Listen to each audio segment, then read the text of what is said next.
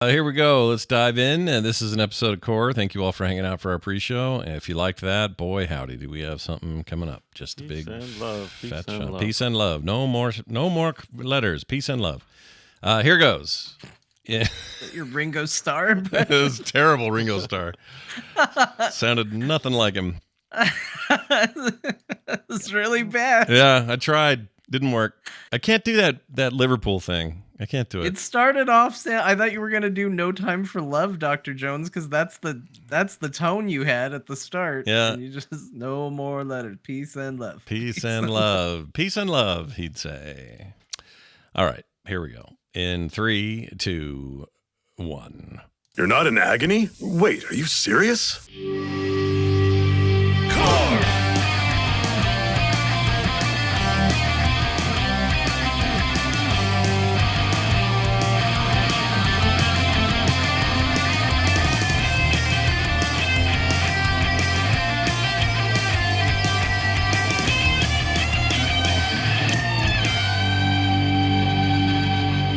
Hello, everybody. Welcome back to Core. This is Core, episode 407 for February 29th, 2024. Oh, we're a leap day today. We're recording on. That's cool, right? Yeah. So it's a day that doesn't exist 3 times. That's every right. 4 years. I don't even know. We were doing this on TMS. We think we've only ever recorded a show on 3 of these in the 12 years we've done the show. Whoa. Yeah, maybe 2, but we think 3. Special day. Yeah. Day, So indeed. Core finally had its moment on a bonus day that shouldn't exist. And happy birthday to everybody born on this weird day. May those jokes last your whole life.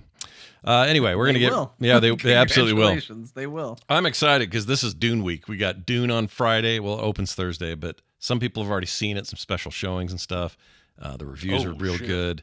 Freaking Dune Part 2, baby. It'll be out on Fridays. That's when I'm seeing it. And I haven't been to a theater in a long time because I just don't care for them. But this is an exception I'll make, and I will let you guys know what I think. But I can't wait for this weekend.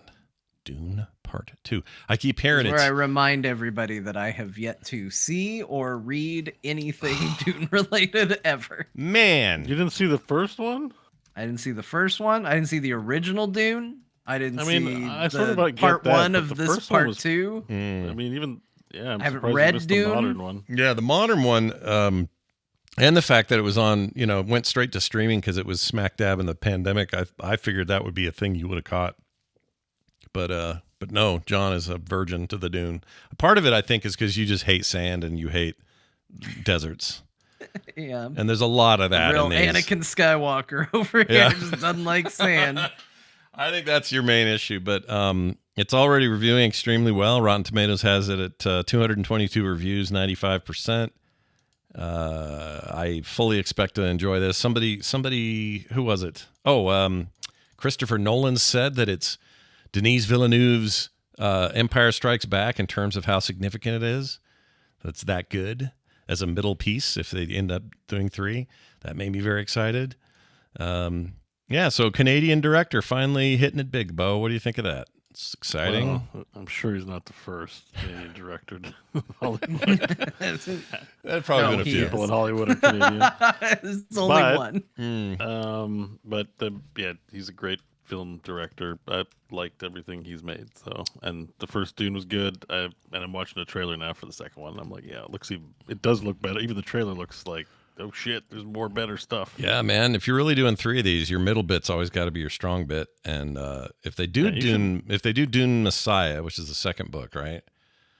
That's a weird effing book. It's real. I don't know how you even do that. I've only just read Dune. I never got to the rest of the books. I just read Dune. Dune Messiah I did. I don't remember if I did whatever was third. I read some of the son, Herbert Jr. stuff, and I didn't get very far in it.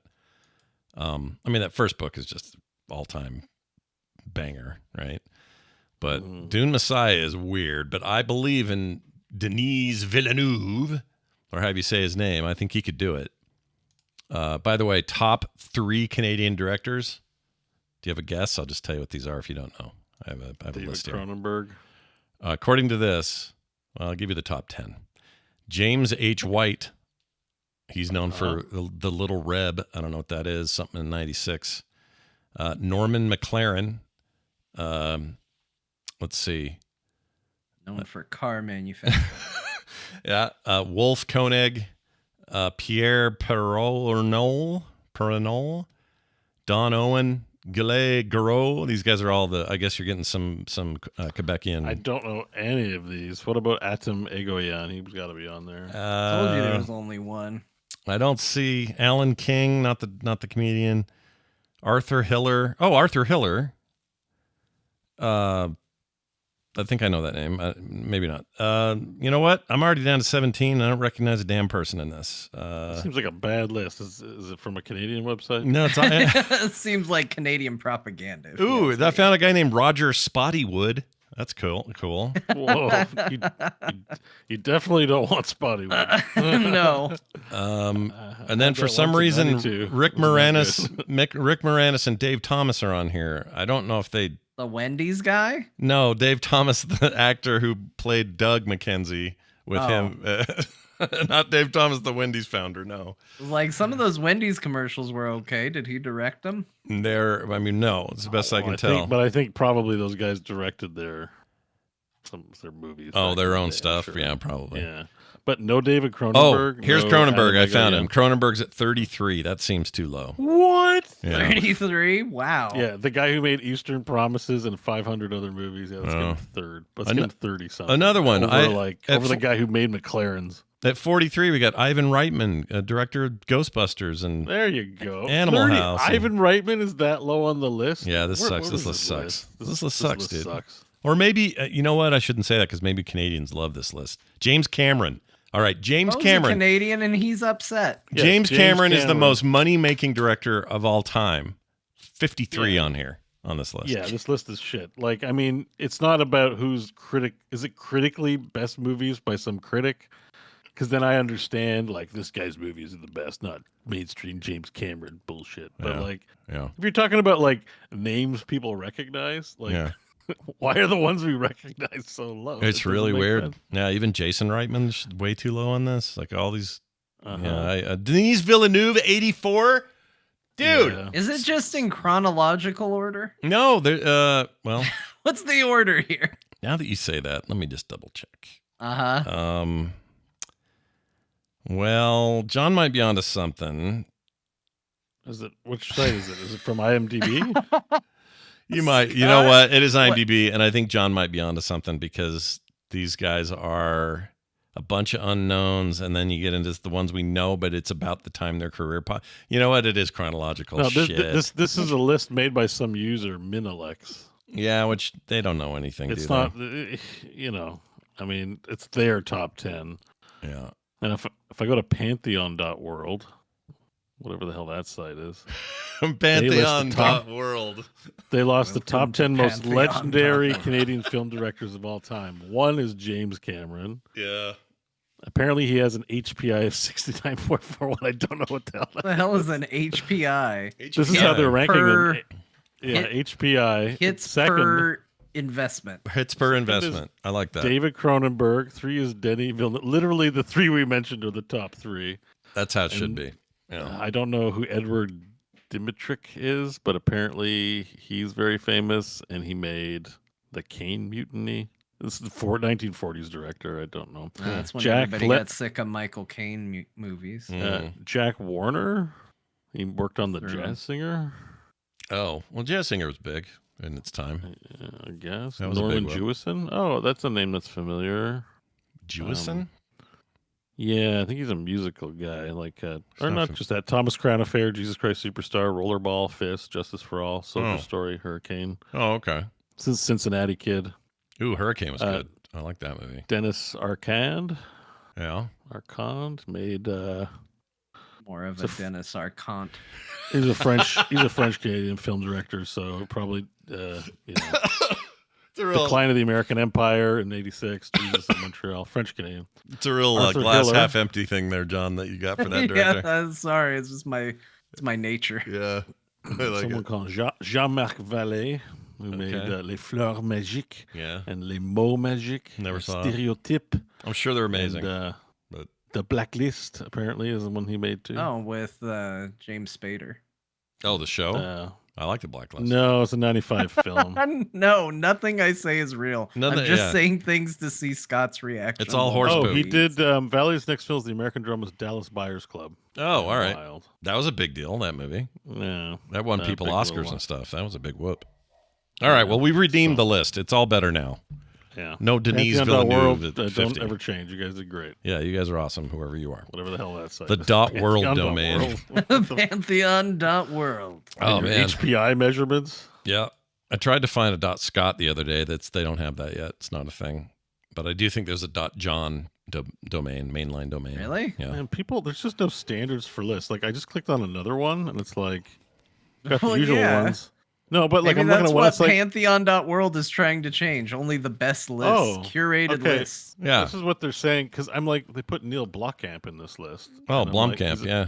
He's a South African Canadian director. I was like, I didn't know he had. Oh, Canadian. yeah. I knew it was South Africa. I didn't know about Canada. I don't know. He was a hybrid dual citizen kind of deal. You but want a there you sweetie? go. You want a sweetie? That's what I always think of in District 9 when he's talking to the little alien kid and he's going, "Sweetie, you want a sweetie?" Anyway. Every time that movie comes up, that's what I think of. All right. Well, that's been fun. Let's talk about layoffs. What a transition. Yeah, hell of a transition. Let's talk about layoffs. Want a sweetie? Want a sweetie? You want a sweetie?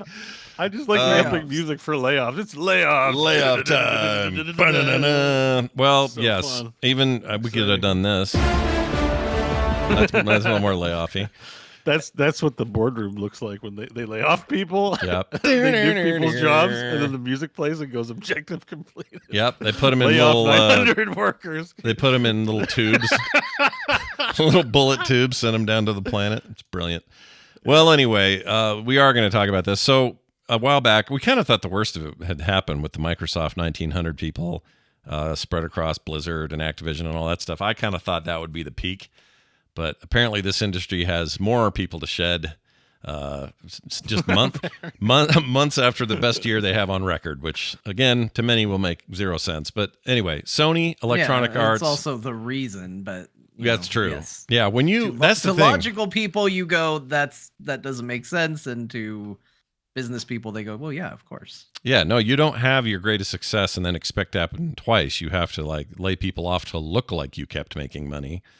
And that's kind of what this is. It's a lot of shareholder bullshit. But anyway, Sony, Electronic Hire Arts. people 3 months later. That's right. Sorry, They, Scott. and they will. You're probably right. They'll probably mass hire people back when they need it for whatever thing it is. I hate it. The whole thing sucks. They need to unionize the whole damn thing.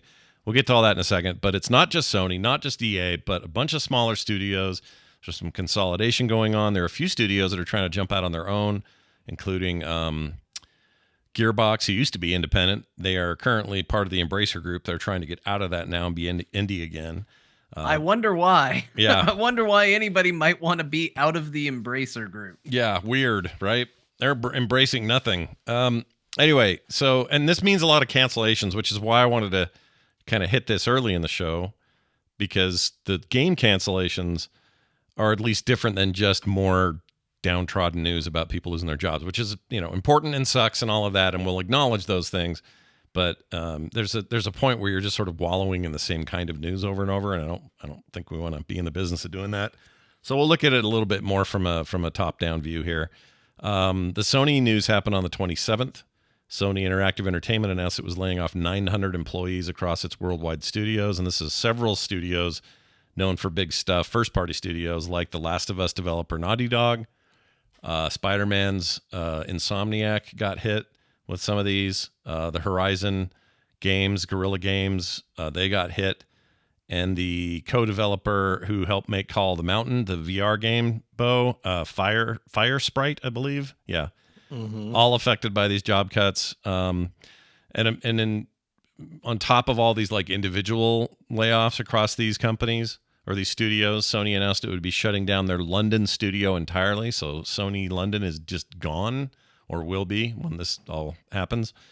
They are responsible for the SingStar series, and they were working on some fantasy game set in London that was some co-op multiplayer deal. We don't know what that is. This is also the team, or some of them, were responsible for an unannounced Twisted Metal game, and that got canned. So whatever that was going to be, toast. The word is it was like a live service, like battle royale card fighting game, which as much as I'm sick of live service games, I kind of wanted that one. So the whole London studio got shut down? Yeah. Poof. Gone. Their website's still up. PlayStation London Studio, and it says like Come work recruiting here. to hire people. Yeah. Yeah, do they have a jobs link? Meet That our always team. makes me laugh. Oh my god, this is terrible. Yeah. It's like, Whenever these people have a jobs link after a massive like shutdown, it always makes me go, no one thought about this before. You got to go do your web work. well, that's why I asked if they shut down the entire studio, because the site's still live. Like, did no one they fired the people that could take care of the website? You know what I mean? Like, why is it still up? Their claim is the claim is that it's just done. They're just shuttering it. And it doesn't sound like a lot was going on. If this was the SingStar people, I mean, how many SingStar games you hear about yeah, lately? And They probably get told what to make. It's not their fault. Like, oh no, I don't blame them at all. But I can see why Sony's cutting the Is it fat. a good property? I Then don't think that group was full of people that were like, you know what, I really got into video games to make SingStar. Mm-mm. Like, But, no, like, No. I guess think what's just these- horrifying is if you go to this site, like, it's full of workers like really happy to work for PlayStation. Like, Oh, they're stoked. there's yeah. people smiling and like, yeah, it's just like more so than most gaming websites that I've seen. It's like it's about the people. There's people having lunch, eating, talking. They look like they're having a great time at PlayStation London. John, you're a Twisted Metal fan. Are you yeah. a little sad that there's no big Twisted Metal game happening now, even though they never announced it? But I mean, I don't know. Like, it's one of those things where it's tricky. It feels like for every Helldivers 2, there's a bunch of like weird trend chasing, capitalize on a brand name nostalgia plays that Yeah. are just there to grab money, and like who knows what this Twisted Metal game was going to be. Like, I feel bad for the people that are losing their job. Like, it sucks that the higher ups in industries, in business, it feels like they are all just playing hot potato. But when the music stops and you're caught holding the potato, instead of being kicked out of the game, they give you a couple $1 million and the chance to keep playing if you want. yeah, You know what I there's mean? that. Like, and then on the back end of that are a bunch of people going, what are we going to do? We just bought a house. What are we going to do? How are we going to feed the kids? My job paid well because, this industry, I didn't work for Blizzard and this industry pays pretty well. Now, what are we going to figure out? Like, we've talked about that all together. The thing that I'll try and be hopeful, because again, it just gets into this doom and gloom about jobs. Yeah. I will say this. I think a lot of companies these days really thrive and have thrived for a long time on the backs of game development, and working in the games industry seems like a dream job.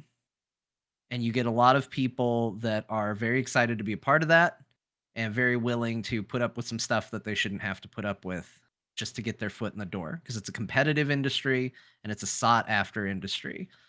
And I think that by shining a light on layoffs when they happen and making a big deal over it when it happens, I think you start to ground the people that are going into the industry to have a better understanding of what they're getting into. And instead of people going there going like, oh, it's going to be a dream job, just, yes to everything, sign the contracts, put me in, like, I'm just lucky to be here, do whatever you want to me. I think we're starting to hopefully see a more savvy, work base within video game companies that will hold these companies and these businesses more accountable. But again, like, the real change has to come at the top. And I stand by my analogy. It is a system that rewards failure. And when the system rewards failure, there's no incentive to make things better for the people below you. Yeah. Because why not why just would go you? until you fail? Yeah. Who cares? You walk away fine and richer for it. Yeah. It also seems to be pretty exclusive to the publicly traded developers and publishers, where you don't hear this about Valve. Now, Valve doesn't have to be as public about what they do, and that's its own issue. But as far as I know, they haven't been racked with layoffs. Of course, they're not. They're mostly running Steam is what they do these days. But There are other examples of this, though, where even in the case of Gearbox, they're trying to be independent. They're trying to not be shut down or laid off. They're trying to just get out and say, let's just do this on our own again. We don't need the industry. We can make a Borderlands game and we can fund ourselves like we used to do it. I do think there's a general attitude of getting away from that kind of consolidation, which is kind of hilarious because we're just now back on the other side of of the biggest acquisition in the history of this business, maybe of all technology ever, which was the Activision King Blizzard acquisition. And I like a lot of people had a lot of really utopian hopes about that buyout, that it meant going to be a smoother sail. It meant more, solid ground for people to feel comfortable in and know that the money was there and they didn't have to stress about every penny and that sort of thing. But this just proves that's not the case either. So I don't know. Maybe you're right. It's a little like the Blizzard stuff where we kind of had to, over the last few years, sort of wake up and move away from the myth of it as even players, let alone people who work there, and see it for what it is, which is a big machine that needs to make money and doesn't care about your feelings really. And maybe that's good in the end, because the desire to build an organization like that and have people like that who believe in that and have those values and want the place to succeed, but also the people involved are key to that. And without them, that's nothing. Like that kind of, I'd love to see that culture have a big resurgence. That'd be wonderful. But it almost like it has to get shitty before it can. If that makes sense. Because there has to be some ramifications for the people with the money. Yeah. Like that's the thing. The people that are, and we're using the term developers in a very broad sense here. Right. When you look at the developers, when these things happen, they get royally screwed by this. Yeah. Like it hits them really, really hard. It changes lives. People are forced into different careers, especially because they all have a tendency to happen at the same time. Like before, if you go back years in game development, the way it tended to work, like before games as a service, typically what would happen is a video game company would put out a video game and then just fire everybody. And that wasn't good, but it wasn't all at once because it wasn't based around your, quarterly earnings. It was like, oh, well, we launched the game. There's no sense in having people here because we're not making a new game yet. Get rid of them. That wasn't good. Now we're in kind of this weird different area where they want to keep people all the time. But then it's like, oh, sorry, we're not going to be profitable, this quarter. Better just lay off a bunch of people. And then every company does that, especially after such a big boom because of COVID and all that, where everybody saw massive growth. And now everybody's looking for jobs at the exact same time. Yeah, it's bad. That's super bad. Mm-hmm. Because you've got almost universal across the board, we're not hiring, and almost universal across the board, we're firing people. And it's just absolutely, I would hate that. And I do hope that eventually this can get solved, whether that is through, unions forming or, if things get bad enough, eventually the business will dry up. I don't really want that. I don't really want to go through another video game crash. No, especially after a year where it was the opposite of crashing. The very polar opposite of it. All this really comes down to is people are going, well, how do the next few quarters look? Oh, there's a little bit of a dip. Fine, fire people. That's where we're at. This industry's not going anywhere. It's like $52 billion a year, whatever revenue number. It's more than that now, whatever it is. So it's an insane thing. It's the biggest wing of entertainment. The amount of money music and television and TV make combined is still less than video games. So it isn't going anywhere. It's just got to get better and not shit. It's got to improve or something. And I know not everybody can be independent. Not everybody can be by themselves. We have a listener in the chat right now who just got laid off this week. He's a dev that just got laid off. I mean, it's affecting more and more people we know, people that are part of this community. It just seems just hideous. My daughter, got a degree to work in video games. She can't get hired right now. There's just nothing available, especially for like junior people who are, just trying to strike out. And veterans, also have their own issues, but it's just so shitty right now. And this isn't But even... that also keeps people really hungry. And again, it goes back to that whole, like, that is a situation that, higher ups will thrive on. If you are hungry for a position, how often did we hear that? I mean, I make jokes about it now, but how often did we hear about Blizzard paying significantly lower than what those jobs at other companies would pay for clout? Yeah. Yes, but you get to work for Blizzard. Yeah. That's the kind of shit that comes out when you think you have prestige and you have people hungry enough to buy into it. Yeah. And I guess they did, or at least the impression that they did, or else people wouldn't have. That makes me even madder at Blizzard, because it's one thing to just no longer be that list of core values in a general sense, but it's a whole nother thing to find out that they kind of use that to just take advantage of people, whether they knew they were collectively doing that or not. Of course they did. It was Blizzard. Everybody wanted to work at Blizzard, and it's like, well, we can only pay a third of what everyone else gets. That's fine. It's Blizzard. It's perfect, whatever. But that stuff's going away. You can't count on that now. If I was looking for a job in the games business, I don't think I'd apply at Blizzard. That sounds crazy to say, given our history, but I don't think I would. Bo, thoughts, feelings? I know we've gone through a lot of this before as far as layoff stuff, but anything you want to add in there? Well, I while the discussion was going on, I did reach out to PlayStation London, because they said to send an email if they were interested in looking for jobs. So yeah, I just sent an email saying, "Are you guys hiring?" Like, you didn't get an immediate bounce back or anything, did you? No, I'm still waiting for a response. So it's only been a few minutes. It's over We'll check England, in with you throughout the show. Well, I don't think I'll anybody... get one today. Is it daytime in the United Kingdom right now? In London? I don't know. I thought maybe you'd get something automated saying we're currently not hiring. No. But if you didn't hear the news, you could be. The site doesn't don't apply. Like, we're shutting down. There's none of that going on the website. So yeah, it's just the same old stuff. Like, it does seem like I thought a lot about the. Sorry if this is a little arrogant, or not arrogant, but just self. It's all right. You'll get whatever. I've thought a lot about my joke. I made a good joke last week. Yeah. About Nvidia and how they're the third biggest company in the world, and they're not dumb and make video games. Even though they're a video game company, they don't do something like stupid and money losing, like making actual video games. Yeah. That's why they're winning, and the rest of you guys have to do what you have to do. I mean, I'm sure they have layoffs too, really, but I mean, it is a highly volatile product, right? Mm-hmm. It doesn't excuse things, but it is like. It's very easy, I think, probably within these companies to create panic. Yeah.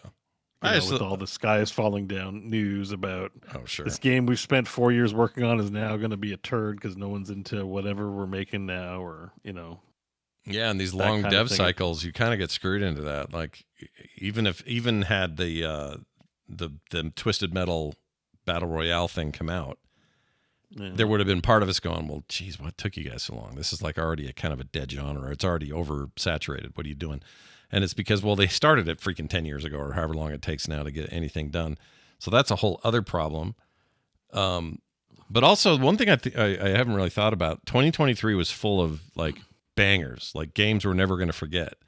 Baldur's Gate 3 is a good example. And that plays like, and is by all accounts, what I would call a AAA game by my definitions.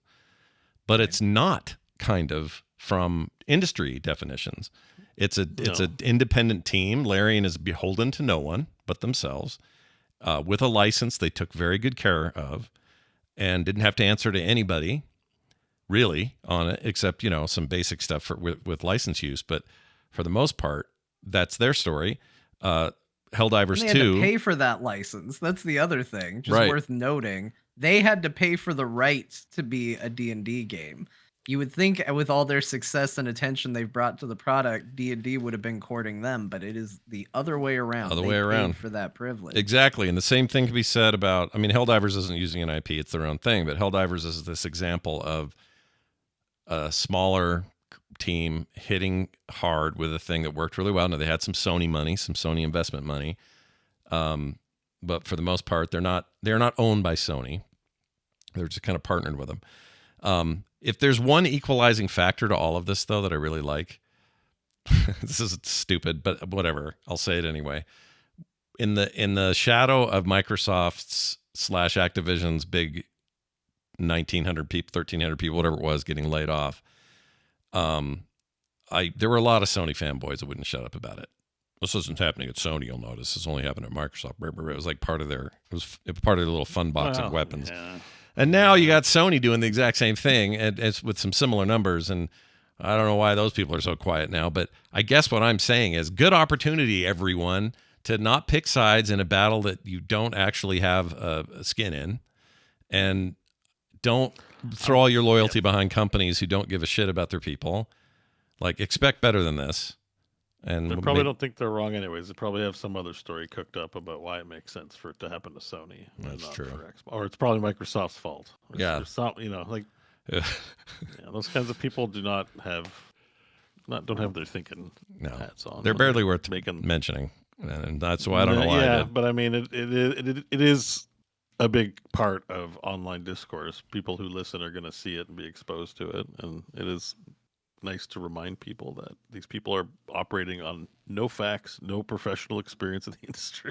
Yeah. Like just their personal feelings and flag waving over their favorite corporation, Their favorite block of plastic. Yeah. EA also reduced their employees by 5%. That's about 700 employees. That happened on Wednesday. It is EA's second mass layoff in 12 months. They did 800 jobs back in March, so it's a significant number over a year. In an email sent to employees, CEO Andrew Wilson gave the usual spiel about how it's meant to make EA more efficient and cost-effective. Quote, "We are streamlining our company operations to deliver deeper, more connected experiences for fans everywhere that build community, shape culture, and grow fandom." Whatever, dude. Wow. Games like Grow fandom. growth, games like the Respawn Star Wars first-person shooter they're working on, canned, done, not happening. It's talk like that though that is like so enraging. The grow fandom thing. It's like you just make something cool and people like your shit. As a couple, like, not that I'm bragging about myself, but we talked about There Will Be Dungeons beforehand. Yeah. We just played the game. People like it. We weren't like, all right, listen, we need to role play so that it grows fandom. Like, how do you grow fandom? Like, how do you make people like? Apparently, you fire a bunch of people. something? It really helps grow fandom. Really great, yeah. Yeah. Cost people their jobs and livelihood, and people are like, "Man, that's a company I can get behind." Yeah. What a day! Yeah, that really builds Shape community, culture? shapes culture, and builds fandom. Yeah. Yeah, I wonder what the Critical Role guys would say about how they shaped culture for D&D. Like, is it like sculpting? Like, can you text Liam and just be like, do you like shape it with your hands? Yeah. And be like, and like tickle it a little underneath, and then is Cradle that it. how we shape culture? Wilson at EA, Yeah. idiot. And I don't even. Sorry. I actually. Big dumb moron. I'll take Andrew Wilson over the last guy, but he's no better than any of them. They're all just like. It's that corporate speak. That stuff sucks. Yeah. And that's what makes it worse. That's the salt in the wound. You fire a bunch of people and it's like, we're trying to shape culture and grow fandom. And this is like, okay, just fire people. I'd rather they high five than fire people. That way I could be even more angry at them. Yeah. Like Helldivers style. That's why I had to laugh about it, because I'm like, that's what you're really thinking. You're in that boardroom going like, we did good. Yeah, We did that quarter's going to look good way today. better because we don't have to pay It was- these millions of dollars in salaries. It was a hard day in the trenches, but there's a war, son. It's a war for video games, and people don't understand why we got to get bloody to fight it. But dang, that music going the whole time. All of exactly. it. Yeah, Yep. exactly. That's the truth. Yeah, it does feel like that's it. I would just say that there are no games without talented individuals working in offices that aren't the CEOs. We try not to personally attack or be a drama show, right? But I'm getting like, when you start firing people and start saying that you're shaping culture and growing fandom, like, you are an idiot. I'm sorry, but nobody who makes anything cool talks that way. I'm sorry. No, and I'm sure it's a team of PR people who didn't lose their jobs, by the way, who are all saying, well, you've got to, you have to say these things. These are positive statements. You can't. Go tell them that you grow fandom. Yeah. It's not legal in your state. You can't grow fandom there. And don't try to grow fandom in secret. They can tell by how much electricity you're using. So I put some tinfoil over my windows because I'm too busy growing fandom in here. That's right. I can smell the fandom on John when we visit and we hang out. I can smell it. Well, anyway, I'm a little sad about the Star Wars game, but also, I don't know. I like Respawn. I think they would have done something rad, but we didn't know much about it, so I guess I can't be that disappointed. Cool. Could have been neat, though. And if you guys want a good running list of this, for good or for ill, for all of their problems, Kotaku has a really good list running where they just are adding 2024 layoffs to this giant list. And it's kind of gross right now. I think we're somewhere in the pushing 10,000 people let go this year already in this industry alone. And they have a list up there which you can go find and read all about the tiny ones. There's plenty of little ones too. And they're even tracking like tiny studios that let one guy go. And who knows why he shit on the top of the toilet or something. I don't know. But it could have been anything. I mean, like, yeah, if you hire a guy and he can't figure out how toilets work, he's got other problems he needs to take care of before he worries about his work. We had a guy. Okay, I'll tell you this quick story. We had this guy at this company I worked at. No. He worked. Oh, sweet. Quick story time. He was this guy worked in the warehouse. So he was like pulling stuff off shelves and taking a forklift around and doing that kind of thing. And it was fine. He had a whole team of people, 10 people back there or something. And somebody did something to piss him off. He's very quiet, hardly ever said a word, had a really funny mustache, but never talked. He just sat there. Wait. I like the mustache. He just had a weird mustache, I thought. Anyway, he was always so quiet, and the really quiet ones I always have a little suspect, and I try not to judge, but there's something about him I just never felt right. Anyway, very few interactions with me and him directly, but this one day somebody did something to piss him off, and he proceeded to go all around the warehouse and pee on everything, just peeing on everything. Yeah. Just whipped it out, would pee all over a pallet full of some product or whatever, then go up front and pee on somebody's computer. And I don't know where he was getting all his pee from, but he had a lot of pee, and he was doing this all over the place. And so they, of course, fired him, went to his house later, brought him his last check, said, please do not come on the premises again. Here's the check. Did all or pee. Or pee. Don't ever pee on us again. No bodily fluids of any kind. Yeah. I mean, I wonder what happened. Maybe he had a good reason for so when you hear there were little fires, and it was the only thing I could think to do. Like, what's no, I mean, reason? his good reason might be that they insulted somebody or something bad happened. Well, wait till you hear the end of this, because then you're going to be like, oh, okay, well, they probably did the right thing. So all of this happens. We think it's behind us. We don't think about it anymore. We get a newspaper article that somebody sends us from New York. This is months later, like 3 months later. And in this article, it says, local Poughkeepsie person, whatever, man, stopped in Las Vegas for a regular traffic stop. Cop gets suspicious because he smells something weird, opens the trunk and finds this driver's dead roommate in the trunk, all wrapped up in tape. And then the guy driving is this dude that peed on everything in the warehouse. So we were just like, holy shit, he's some kind of like serial killer weirdo, whatever. And it turns out he got in a disagreement, another one of these like small disagreements with his roommate. Beat the roommate to death, put him in a trunk, tried to drive across the country and get rid of the body somewhere in Nevada. And we couldn't believe it. We're just like, what? He's definitely the problem. And then that day, you guys got off light with pee then. Like, yeah. I'd be like, oh, man. I know, right? Pee. That's what I was saying to them. I'm like, you guys realize how lucky we got? That was nothing. When you took the check over there, you're lucky he didn't, I don't know, gut you on the scene or something. But the weird thing about that article, it comes out, and then immediately that day we get like 20 phone calls from newspaper, television, national, local reporters, all want to come out there and interview us and talk about this guy who killed this dude. And my the accountant of the company goes, we'll not be doing that. nobody say anything. Just don't talk. In fact, take the day off. No one's answering their phones today. So we just kind of took the day off and nobody did anything. And that was the end of that. So what I'm saying is don't trust. No, this story has to be told. And then he said, take the day off. And I went, it doesn't need to be told that bad. Just don't trust anyone with a mustache who's quiet. That's the lesson. If you're really quiet and you have a big old 70s ass mustache, just don't talk to them. Be careful, Scott, because if any quiet listeners with mustaches hear it, they're going to be upset that you targeted them. And by your own logic. Yeah. Well, no, they're perfectly good, reasonable people that are just going to have a complex now that they, look like a killer. Yeah. I mean, Bo, if you shaved right now and had short hair and then shaved everything except the mustache part of what you're growing there, that was his mustache. That's what he had. It was just like yours. Be a look. Yeah.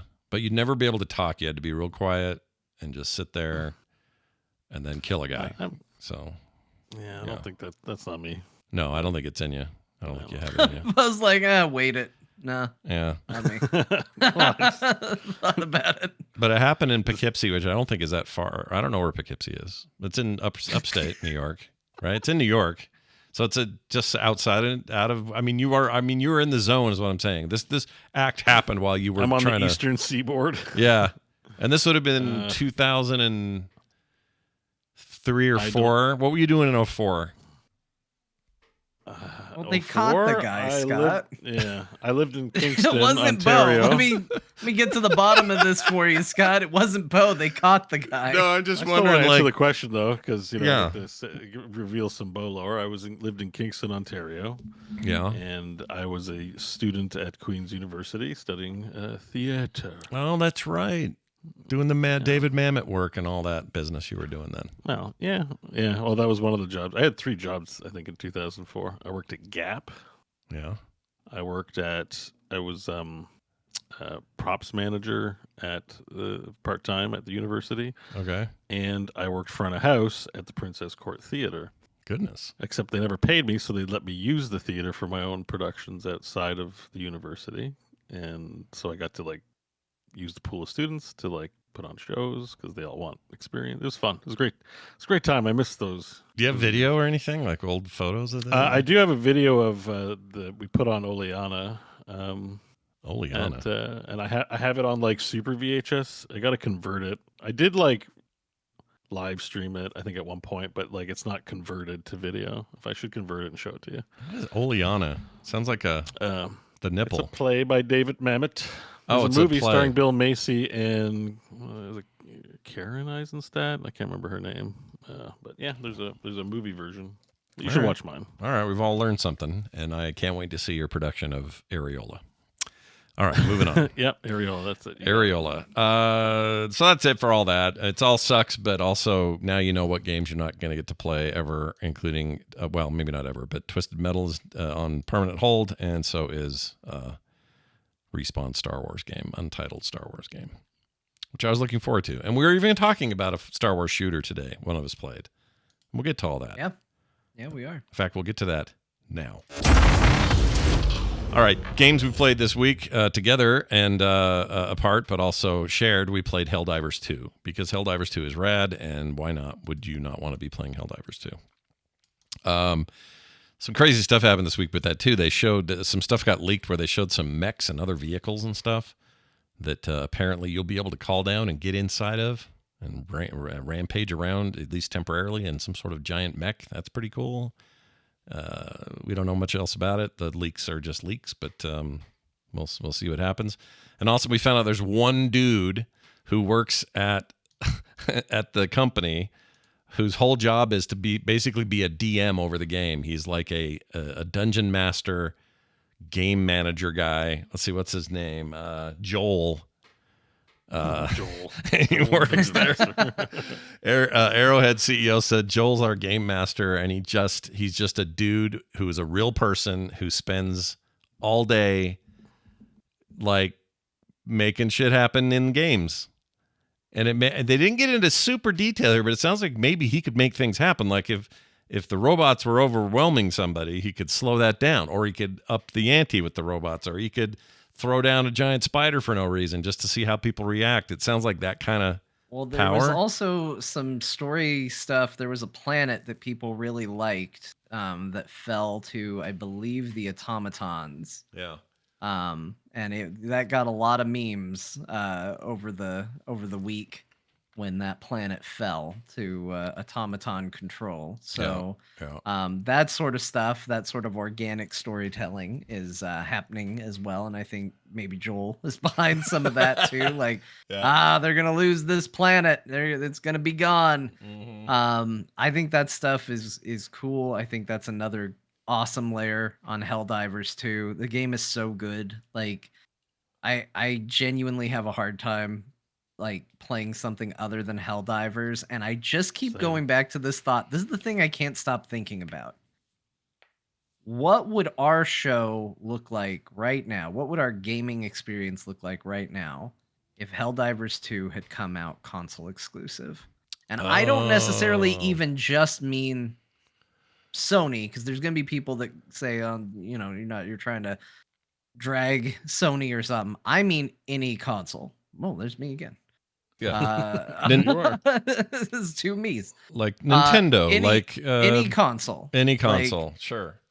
Yeah. I think this game has benefited so much from being multi-platform, and it's one of the best video game experiences. I think after 2023, I think a lot of us were like, maybe it's going to be a kind of light. It's a building year for video games. We'll see Yeah. where it goes. And I've had so much fun with this game. I am still not sick of it. I still get just as pumped landing on a planet. I'm still finding new ways to have fun with it. It's genuinely shocking how refreshing each run still feels, even though you're kind of doing the same thing. Yeah. And I love it. And knowing more content's coming for it, I'm so excited because it's just going to keep making it better. Like, Yeah. Helldivers 2 is so good. We had a really good week. They essentially solved server problems for the most part, and I didn't have any major. My biggest problem was my own schedule, so it was hard for me to get in when you guys were playing. But when I did get in with randos, I did have one weird experience where I got booted because they didn't like my loadout. There's a little bit of a meta thing going on where if you don't have a certain loadout, people will just kick you right out, even on middling difficulties or whatever. It's not that big a deal. You just get right back in. I say take that for a good thing and go, I didn't want to play with those people anyway. Yeah, I just don't want it to be a prevailing cultural community thing around the game. But... and well, I mean, this is how you fight it. If you team up with somebody that criticizes or talks about your loadout, you quit and you only let those people play with each other. Yeah, but Don't you drop deny them your presence. What you do though is you drop right before you leave, you drop the biggest area of effect orbital strike you have in your arsenal on top of them, and then leave. Yeah. That's what you do. Yeah. That's the Nuke, rules. then leave. Yeah. This game turns out though is a hell of a thing, and Bo, I assume you're going to echo these thoughts. Well, I mean, I want to talk about the Game Master thing because I'm like really in admiration that they did this. I've had thoughts when like composing my own version of PlanetSide that maybe it'll one day get made. Who knows? that actually having a director in a persistent world coordinate, having a toolkit of events and content that they could implement based on, just like you'd run D&D game, right? Like the small idea of this was the AI director in Left 4 Dead, and how those kinds of games have, as part of their design, the levels respond to the actions of the players, right? Like if someone pulls off too far, well, the game's going to spawn somebody to go mess with them, because you shouldn't wander off alone. Like, it's rather than it be a level and here are the monsters and where they're located, the game's looking from an AI perspective to create that dynamically. But this is not a persistent world, so I'm actually shocked to find there's a game director here, but there is a persistence in that global map objective, right? Right. So, because you look, one of the things that sort of shocked me with the game, like, there's so many sectors and they're so far away from Earth. Like, are we just pwning the shit out of it? Because, like, I expect Super Earth to be under attack from all directions, like it to be really in the middle. So I'm pretty sure, as a good DM, we're going to be losing a lot of territory. I think you got to lose before you get victories.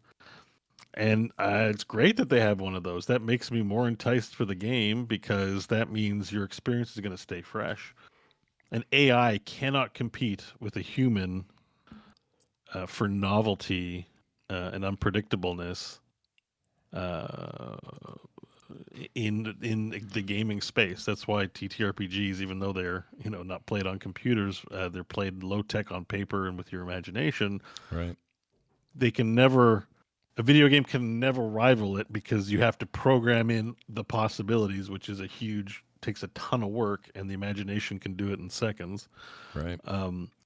So having someone in there to bridge that gap a little bit to say we've prepared a lot of different things, that's to me like the pathway to keep playing your not dumb, but your game as a service. Like all these companies trying to innovate on the idea of a game as a service. Well, there's a reason why PvP games remain novel all the time. It's the human factor. You don't know how the next set of opponents are going to behave, what strategies they're going to employ, what weaknesses of theirs they're going to exploit as you observe their tendencies.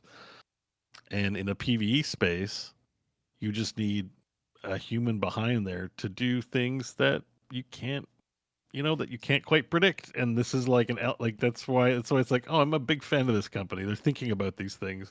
It might not be perfect or the best, but it's absolutely amazing that they have someone in there messing with people, because that's going to keep people playing. Even the CEO has this quote where he says there may have been some sudden moments where maybe one planet was too easy or one was too hard, and Joel had to get up in the middle of the night and take care of it.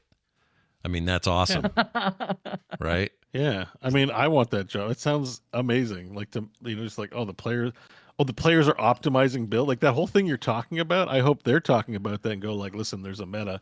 Like, okay, let's validate the meta. Like, the game director is going to be like, actually, the Terminids develop new tech that means railguns bounce back the bullets and kill the user.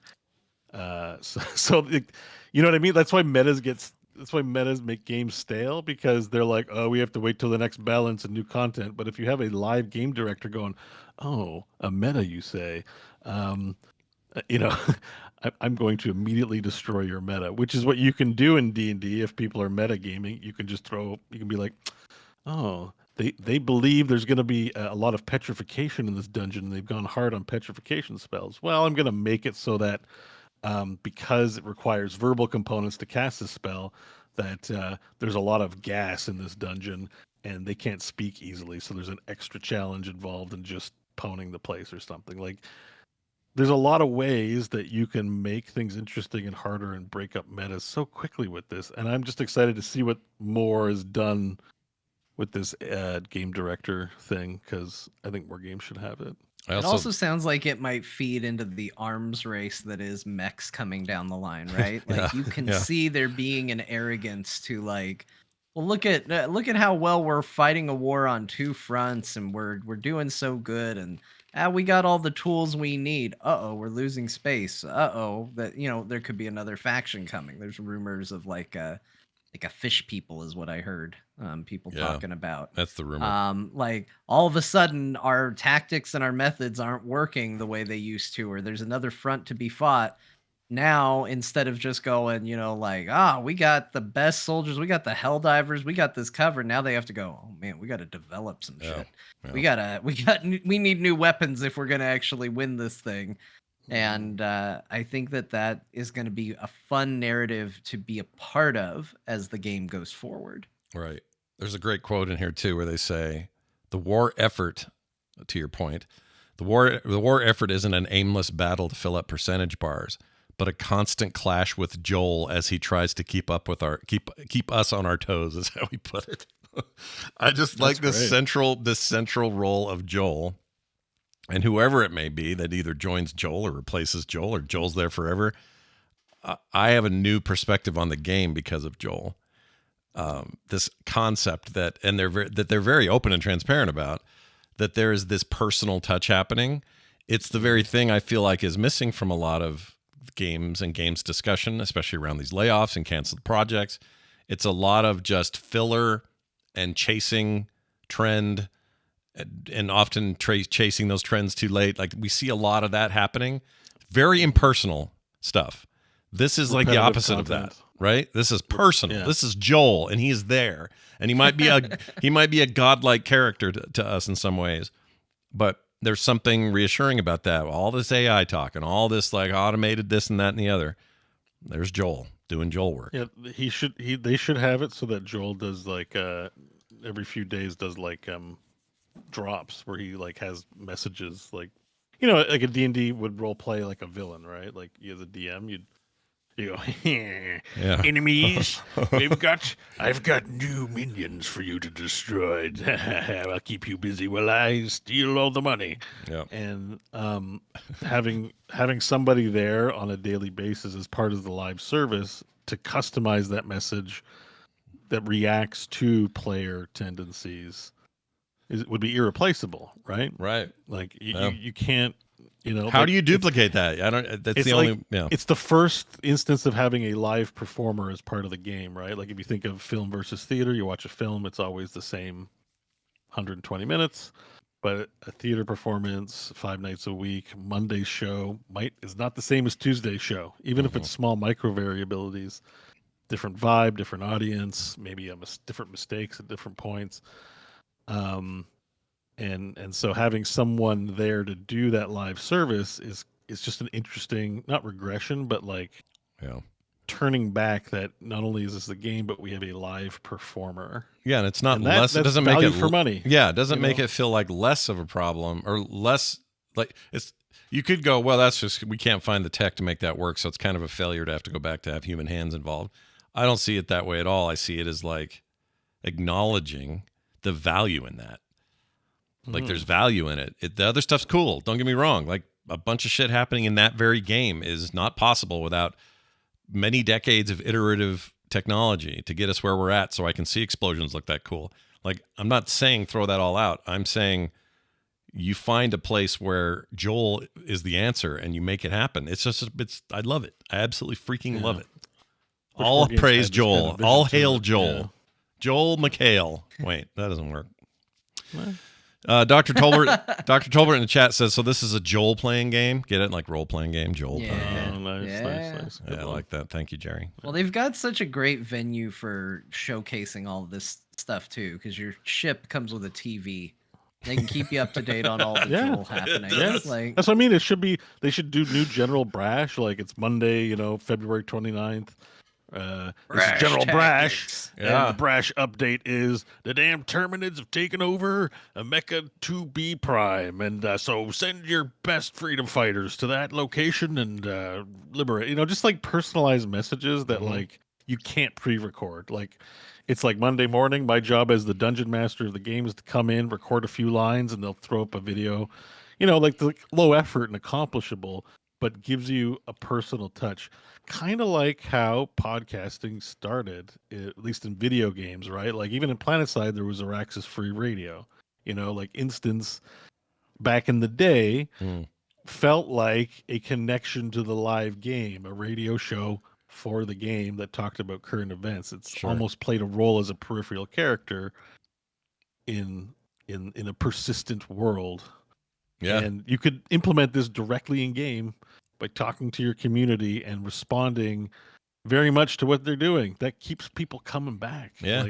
And even if you didn't know, even if you're just a casual player, you would feel the difference whether you knew it or not. You would feel this like curation, right?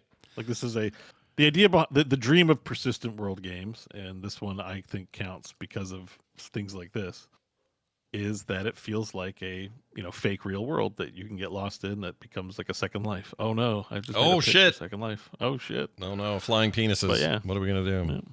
Yeah. Well, anyway, we're still playing it. It's great. We love it. We were supposed to play Tuesday, and I had a dental thing, and John's been busy with house stuff. We just couldn't make it happen. But we're gonna try to play. My guess is Tuesday we'll probably try to play this again. Yeah, but I mean, we could play tonight.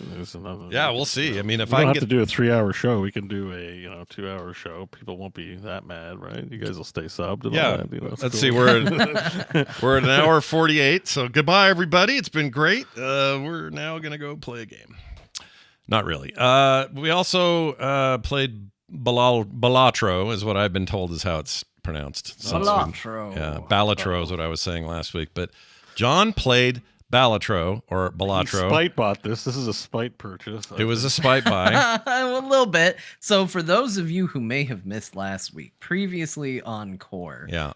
Scott had nothing but just gushing praise for Balatro. Still do. Said it was very good. Mhm. Bo came in and said it was borderline the worst video game he ever played. That's not true. That's not what he said. That's what everyone heard. Let me walk it back. I've gotten comments over the past week. Yeah. Bo said that it just didn't click for him and wasn't really his thing. That's what he said. Yeah. And I said, as a third party on this show that was interested, I said Scott trying to sell me on the game didn't quite work. I was a little nervous still, a little hesitant to buy it. After hearing Bo's review, it sold me on it, even though he was not complimenting the game. It convinced me to buy it. I bought the game. So it is the decision time. Bo already knows though, because I spoiled it while we were playing Helldivers. Oh, you told him? Okay, I'm curious. I haven't heard this at all. Scott doesn't know. Yeah. I'll just tell you my current play time in Balatro and see if you can infer where my feelings on this game are. Yeah. From the 15.3 hours I've played of Balatro since I got it last week. It doesn't sound like a lot, but it's actually a lot. That's a lot. It's actually a lot for a week. Yeah. And Yeah. I've like most of my time's been in Helldivers. Like it isn't Right. even my most played game. It might be my most played, but I feel like my attention has been on Helldivers 2. Like that would be number one for me as far as attention, but Sure. I cannot get away from this game. This game is extremely fun, extremely satisfying. Like it scratches an itch I didn't know I had. Like I just get in. I thought I was gonna be bored with playing poker hands and like dealing with regular playing cards because it's kind of just boring. It's not a very fun aesthetic. Yeah, it's just Like, something you're used to. Your grandma plays with these cards. I'd rather have Yeah. fantasy characters and things like that, but I got in and was like, okay. What it does is it gives you a quick and easy shorthand to understand these are the rules, and now let's have fun breaking them. And Mhm. funny enough, that's what I always loved about Diablo 3 and its kind of loot system is you spend your entire time leveling up in Diablo 3, learning the rules of Diablo 3. This is how it works. This is how a witch doctor works. This is how a demon hunter works. You're allowed to summon one little ballista to help fight with you. You know, this is what you're allowed. And then you get to the end game, and then the end game is all about breaking it. This is the same principle. It's like you understand how to craft a poker hand and what the poker hands are and what the cards are and what the card types are and all of that. Now we're going to go through and break it in a very satisfying way to see how many points you can get Mhm. and if you can go crazy with it. Right. And I've just been having fun. Like you go in, you don't really know what you're gonna get. You're just playing stupid regular poker at first, and you're like, all right, I'll get 300 points. And then next thing you know, you get a joker, you get a weird arcana or something like that. Yeah. And all of a sudden you're like, okay, Yep. it's Things gonna get be weird. all flushes all the time. We're living in the toilet dream because this is gonna be flushes for days. Yeah. And you just go down this weird, like build and hope that it works out. I've beaten runs twice now. I've gotten through a complete run where it then goes into endless mode. Oh, right. Yeah. Got some really cool jokers that I was like, oh, this is game breaking. And then of course the game does eventually find a way to go, no, it isn't. Mm. And it's been fun. And like the first time I got to the end, the final boss of the final ante is what they call it. The first time I got there, I was like, this is insurmountable. Because the one I got was like the wall or whatever, like where it's just like its whole power is that it just has a super big amount of points that you need. Yeah. And I was like, I was feeling good because I was able to get like 100,000 points over the course of all my hands. I was like, yeah. And then I got to the boss and it's like, great, get 300,000. I was like, this game became impossible in the last hand of the game. Yeah. And then shortly thereafter, I found a way to do it. And it was really, really satisfying. So I've just been having fun, and it is just the perfect size and pace and like have the right focal requirements for me to put something on and enjoy it and just do this in the background. Or the big one, this is the reason why I have 15 hours. When my son comes in and goes, Dad, watch Cars in Office, I go, yeah, buddy, we're gonna watch Cars in Office. Yeah. You sit right there, I'm putting on dumb YouTube videos, and I'm gonna sit here and play Balatro, because I can't do that with Helldivers, because then I'm getting frustrated with him. I'm like, we're fighting bugs, son. I Yeah. can't change video right now. We're fighting bugs. Yeah. It's the perfect game for when he's like just chilling in the office with me, and I can just play hands. And as we talked about Loop Hero, I think you did, Scott. You Yeah. mentioned it's a lot like Loop Hero in that same regard. Like Loop Hero was a game that got a lot of time from me, because when he was a little infant, he would just nap next to me, and I Yeah. didn't know when he was gonna wake up. It's like playing games next to a ticking time bomb. You don't know when that thing's gonna go off, Yep. and you need to be able to just drop what you're doing and go do something else. And this game's good for that. Loop Hero was great for that. It just falls right into that same niche for me. Yeah. And as a result, it has seen a lot of play. This thrills me to hear this, because I needed some validation. I thought I was going crazy, because I was sure last week when I was playing this for the first time and loving it, I went, you know who's going to love this? Bo is going to freaking love this game. Like, I was so sure of it. I had it in my head. And so when that happened, it was almost like the world wasn't what I thought it was. It was just like a different world. And then when you said you were going to do this thing, I thought, well, okay, this will tell me if it's me or not, if I'm the problem. And the game's obviously very popular. It It's doesn't probably you know, me, based on the amount of feedback I've gotten on the subject this week too. Yeah, which I've like a lot of insulted poker games, itself. we've said it before. We'll say it again. Not every game's for everybody, and it's always interesting to find out which is for who and why. But I mean, I played a thing this week that I really like, and I didn't think I was going to at all. So, we're always surprising ourselves. But I'm glad to hear it. That game's pretty rad. It has very, very good.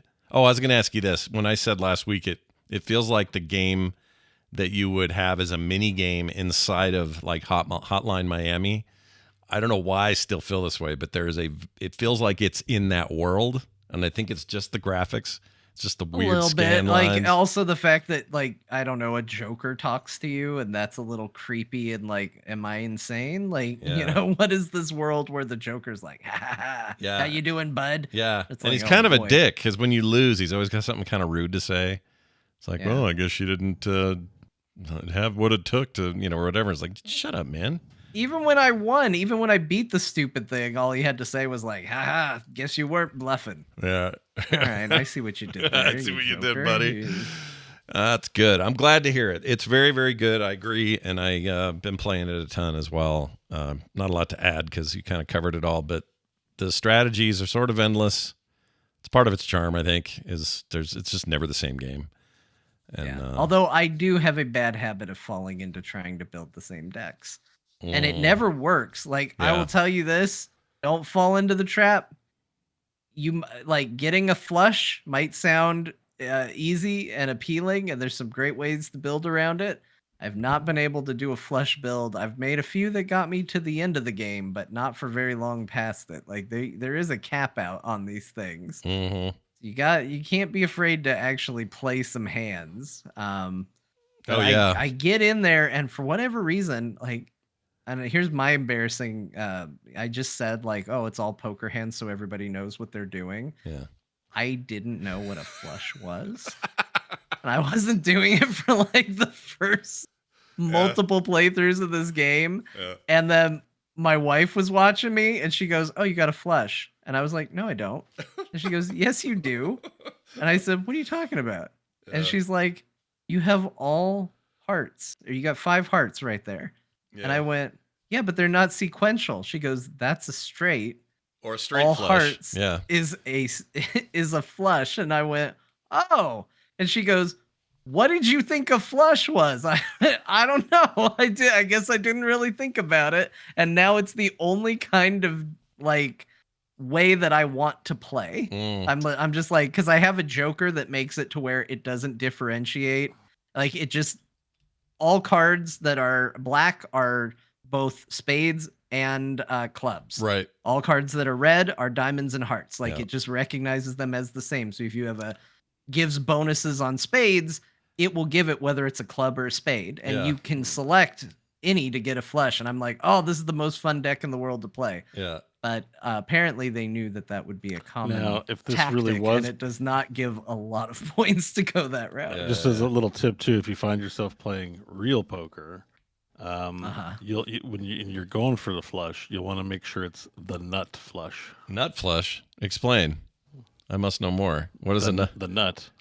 So the nuts is a poker term. When you have the nuts, it means you have the best hand. Okay. Like even though you don't know the other cards, the other players, you know based on what is possible with the rest of the hand. Yeah. And what you have the nuts. You have the best hand. So it's important not to act like you have the nuts, or else you won't induce anybody to, give their money over to you, right? Right. They won't bet because they you see want that to pretend you're weak stoked. when you're strong. But it's always a good feeling when you're strong and you have someone on the hook still in the round with you, because then all you're doing is trying to extract value out of the other person. Yeah.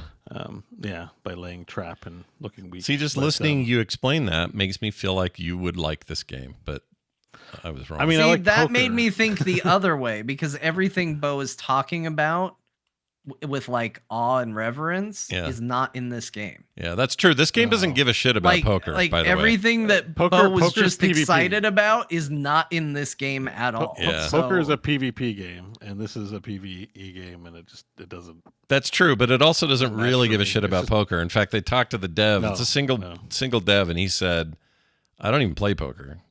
I don't know." He goes, "I don't know much about it. I know a few of the mechanics, and that's what's in the game to build on a base mechanic." I can tell, because in poker, like at least in Hold'em, you have to have 5 cards. When I found out I could put 2 pair in without a kicker, I was like, this person doesn't know that much about poker. The person who made this doesn't know that much about poker. I'm like, you have to have 5 cards. I'm like, kickers don't matter. That's crazy. You have to. I think that again, I'm not saying that if you didn't think this way, you would be fine with it. Again, everybody's going to have different tastes. Sure. But I think it is important to go into this game not going, oh, I'm going to play a poker game. I think poker is sort of a common language to quickly get you in the door to understanding the different game that this is. Yeah. And to be fair, poker is not the only game that uses matching suits and pairs. Like there's, I think in Canasta you're making, pairs, and Rummy. Like there's all hearts is a game, spades is a game. Like, Sure. Euchre, definitely the suits like all card games have some element of matching. Cribbage is another one. There's flushes and cribbage. Like you can, so it's that stuff is not unique to poker. It's like but poker's the most common of them, though, right? Like people are going to know that more. Like I will know what a royal flush is. I guess poker is the most like televised for sure, so maybe it's the most well-known card game at this juncture. But it's arguably one of the least interesting, like mechanically, card games, because poker is just about I have 2 hiding cards and you have 2 hiding cards, or some other number of hiding cards if you're playing Omaha or whatever. Guess my cards and let's bet. Like it's. The interesting part is the human factor, the PvP, like mind reading.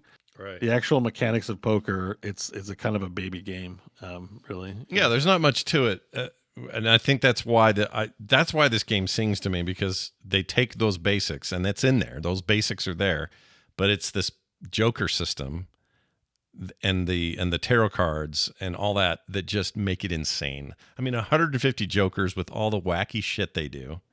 I haven't even unlocked them all. I've only got probably. And you can see some like really crazy build potentials in there, because some of those Jokers, like there's one where it's just a Joker with a knife. Yeah. And it's like this Joker will murder whatever Joker is next to it, but you get this out of it. And so it becomes this game of like, well, I need to get more Jokers constantly to put next to this evil killer Joker card that I have. There are ways to keep your Jokers around, but like it's. Like I saw that card and I was like, this doesn't work at all for what I have, but I can see the potential for a build down the line to make a really interesting, cool build off of this. And that's the thing that's exciting to me, is seeing Jokers that I might not necessarily use, but going, oh, down the line, I could build a deck around this sort of principle and make something really cool if I wanted to try for it. Nice. Well, Team Jagger Johnson this week on the Jagger Johnson. on this game. Jagger Johnson. I would have said, like on Film Sack, we do Gibbet, Team Gibbet, if me and Ibbet agree, so Johnson Jagger Ibbet. Johnson was one of the top 10 Canadian film directors. But It sounds like one. Yeah, from that list of terrible directors. All right. I also played another card game that I love, and for very different reasons. I think Balatro takes a lot more of your... I mean, if you really want to go nuts, you just got to really think about the math you're presenting yourself.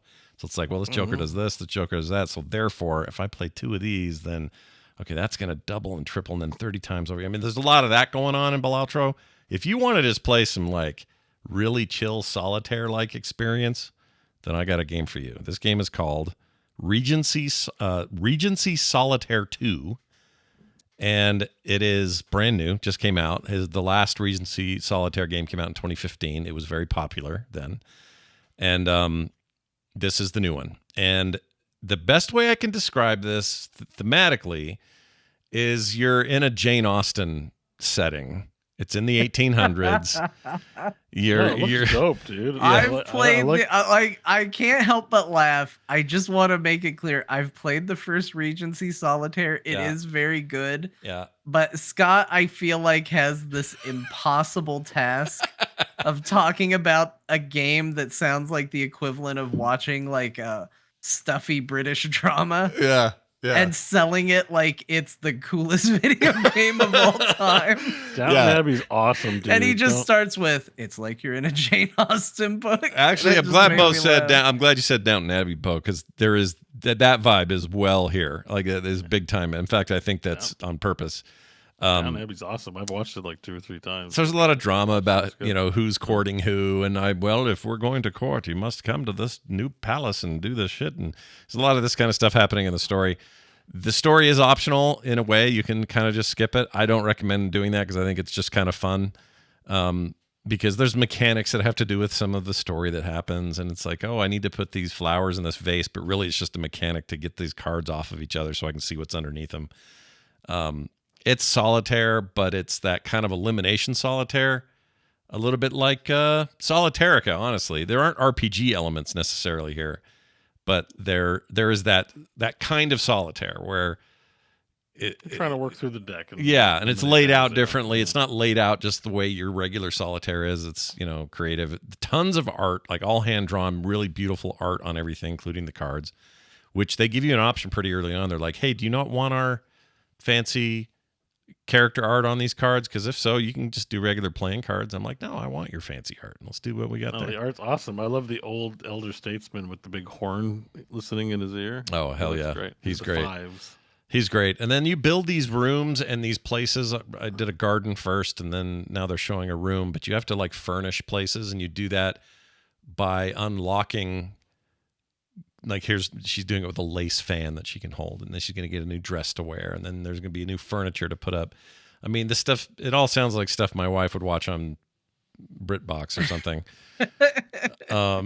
But it's fun to unlock in the same way that, if these were mech parts, I would also enjoy that. And it's fun to fill a room full of these things and then accomplish it and go to the next level and do a bunch of card games, listen to a little bit of story if you want to.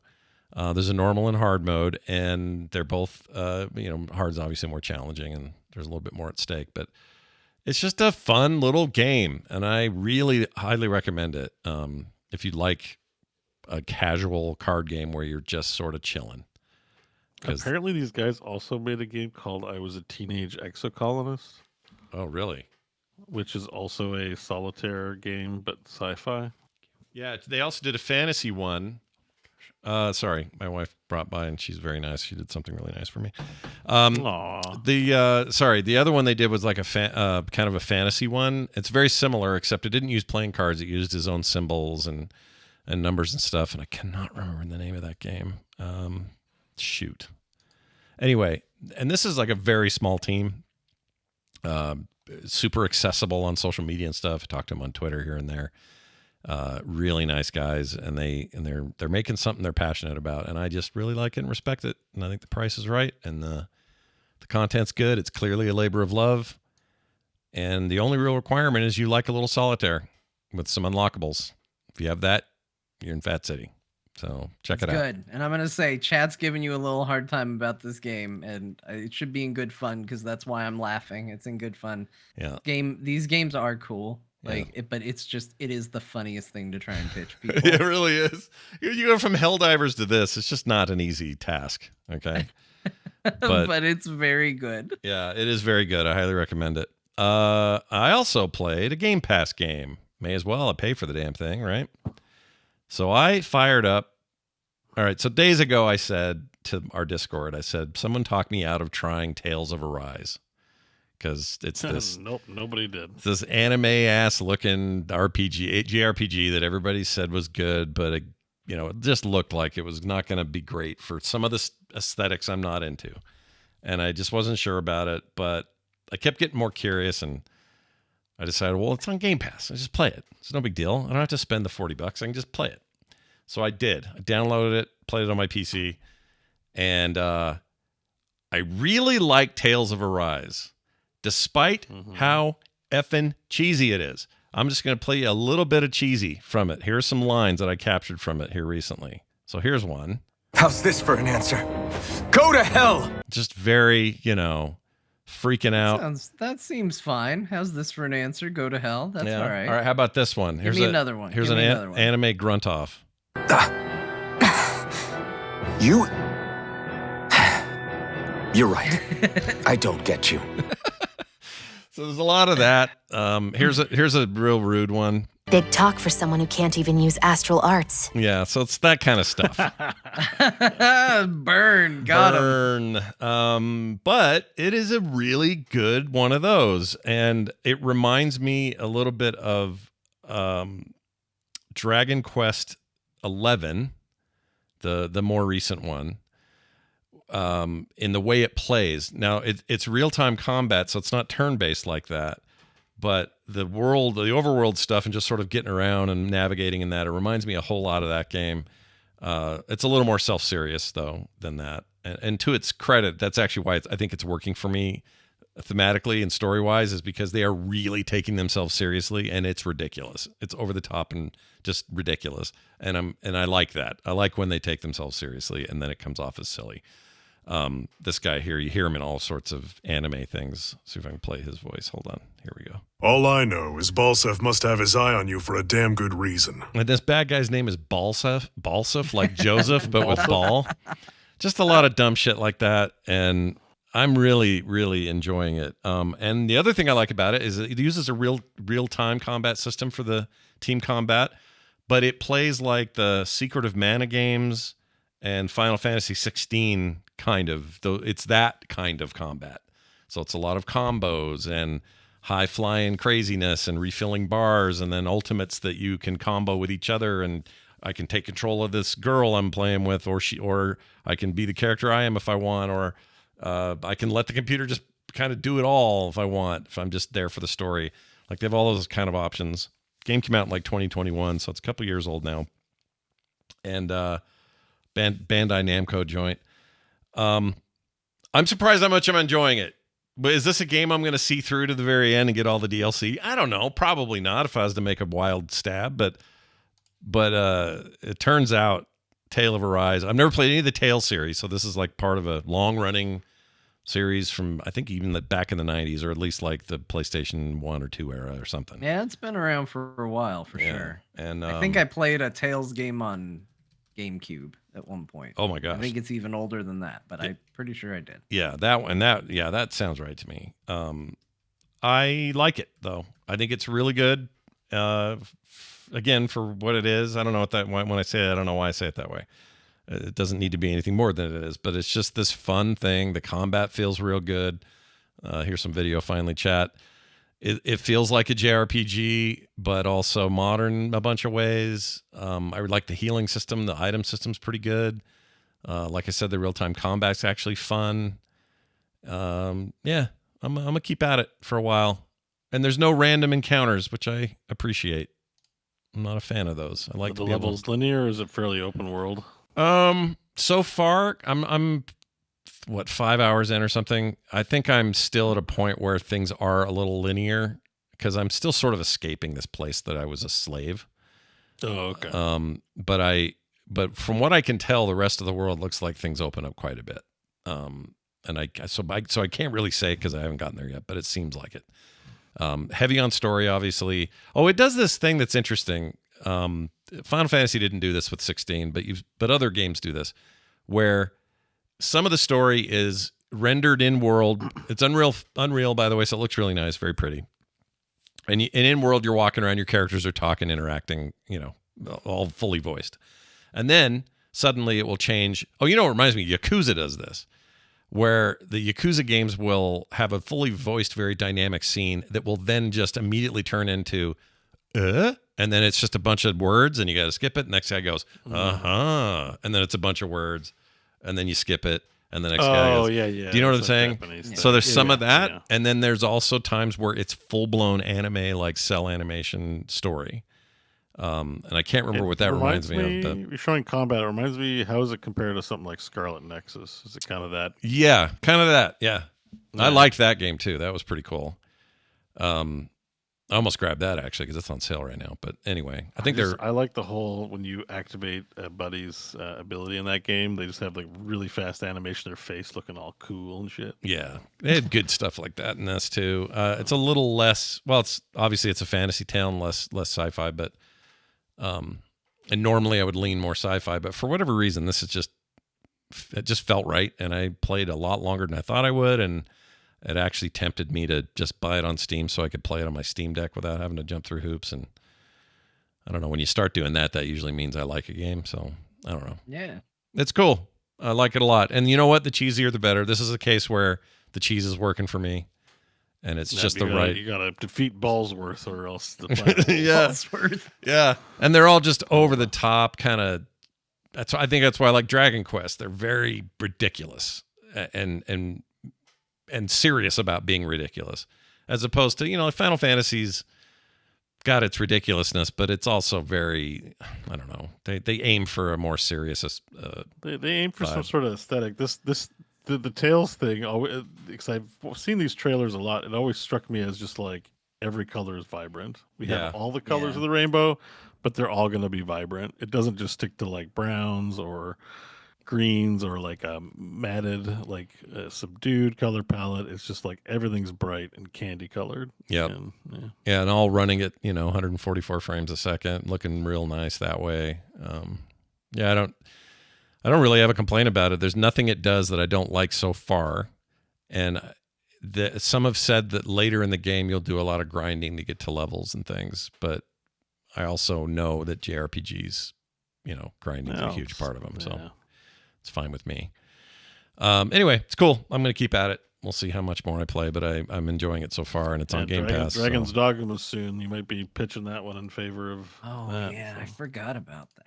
That's soon, right? I'm so excited for that. Although it is in. Is that I need to play March? Dragon's Dogma 1. No, but I know you do. You're going to want to, right? Skip.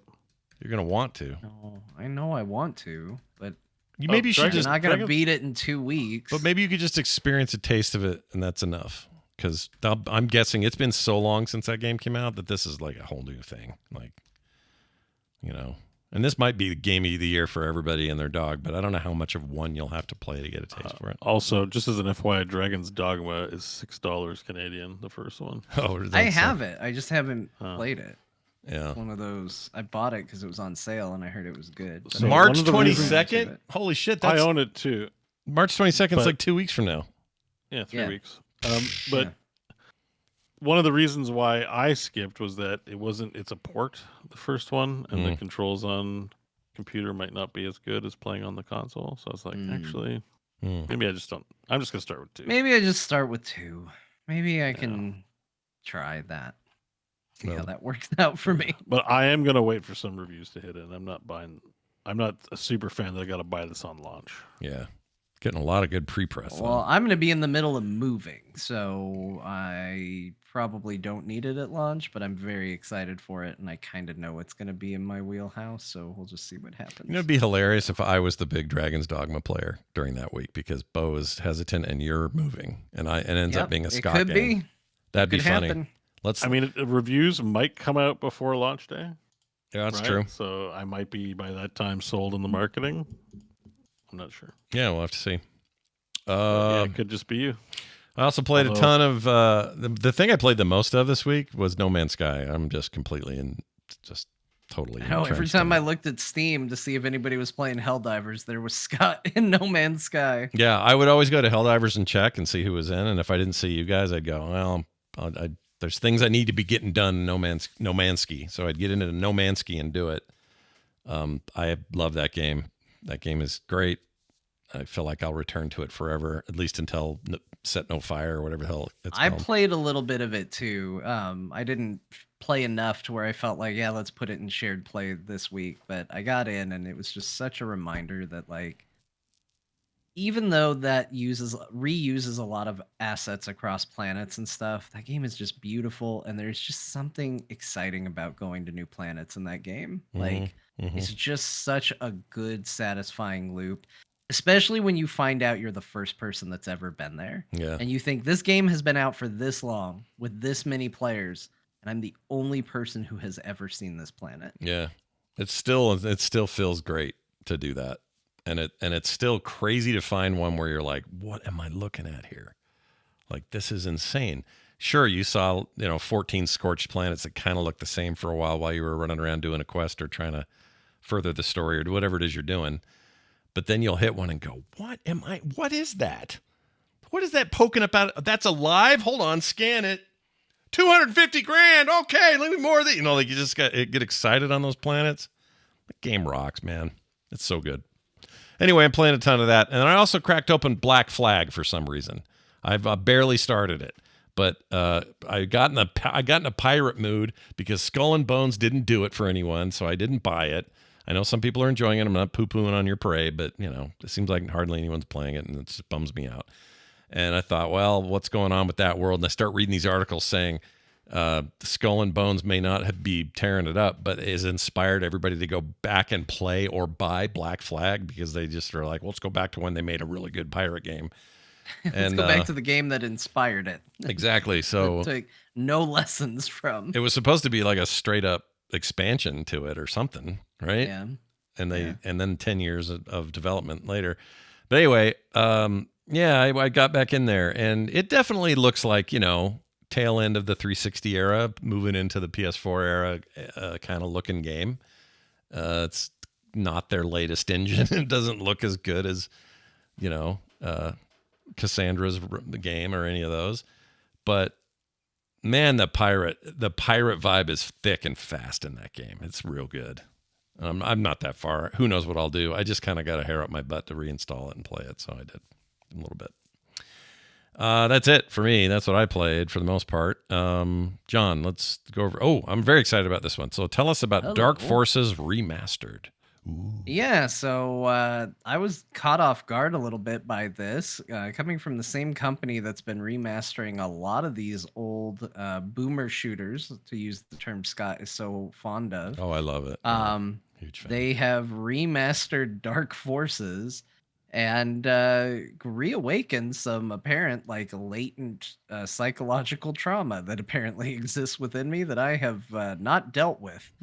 I know I have talked about I have a strange aversion to creatures in water, and that I have long held the belief that this came from the video game Shadows of the Empire, where you go into an Imperial sewer. You have to deal with a bunch of creatures called Dianogas. I don't know if I'm saying that right. Basically, the thing that grabbed Luke in the trash compactor. They made it a monster in a bunch of video games. And then later, there's a part where you dive through this nasty, murky water, and there's like a big sarlacc pit with tentacles down there. And it scared the bejesus out of me. And what I forgot is that Dark Forces has a level almost exactly like this, where you're in the sewer and a bunch of tentacle monsters come out of the ground. And I was playing it, and I was like, yeah, this is pretty great. It's fun to be back. The soundtrack's wearing on my nerves a little bit because it's still using that MIDI sounding soundtrack from the original Dark Forces. Oh, I wondered about that. If they were gonna redo all that, I guess they didn't do that. If they redid it, it's not on by default. Okay. And I got to the 3rd level, which is a sewer level, and dealing with Dianogas and stuff. And all of a sudden, I started sweating, and my heart was pounding in a way that felt really uncomfortable.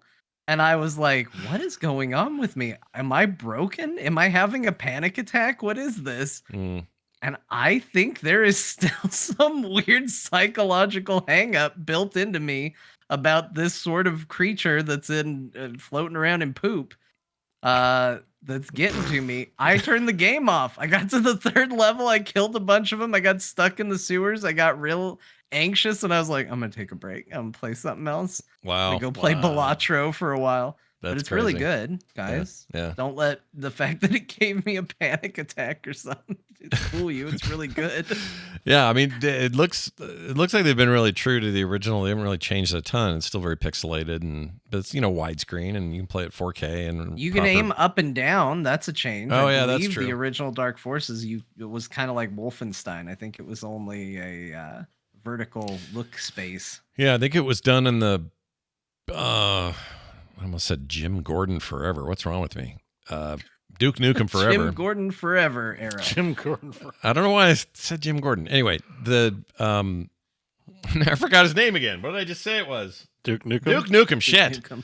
I think it's the Duke Nukem engine, the whatever that was called. It always felt the same to me, but look at these cutscenes. These are great. Yeah, they're really cool cutscenes. They've redone the art for those, although I don't know. This doesn't. Maybe it was like this. This doesn't look as good as what I saw. Huh. Maybe it's fine. Oh, maybe What I this saw might looked be better than something. this. This might actually be a hacked version of the original. I'm not sure. I have to look this Yeah, up. I don't think this is Dark Forces remastered, Scott. I think this is something else. I think it's the old one. I don't think you're showing the video game because Dark it's all the Forces. cutscenes are in widescreen. Yeah, so let's see. Hold on. Dark Forces full game remaster 1 day ago. Okay, here's a guy streaming it. Get some real gameplay up there. I mean, Yeah. look, it still looks dated, but you still move at 700 miles per hour. The Moldy Crow still has engines that are held on by nothing. They just kind of float there. Like, it's definitely, it's holding on to a lot of the charm of the old days. Yeah. It's reinventing what I apparently thought of Dark Forces, which was very much this, like, I thought the whole game was stealing the Death Star plans, which is literally just the first level. I was like, did I just never get very far in Dark Forces? Yeah. Must not have. Yeah. But no, it's cool. If you played the original game and you want to go back, or if you just like playing these old retro shooters in a way that runs and plays really well on modern PCs, this is a fantastic remake. I think it's really, really cool to go back. If you can get past any weird emotional trauma you may have lurking in your subconscious. Is this still? What's the price on this? It's like $24 or something like that. It's Yeah, it's not that expensive. I think 24 or so. Let me Okay. see.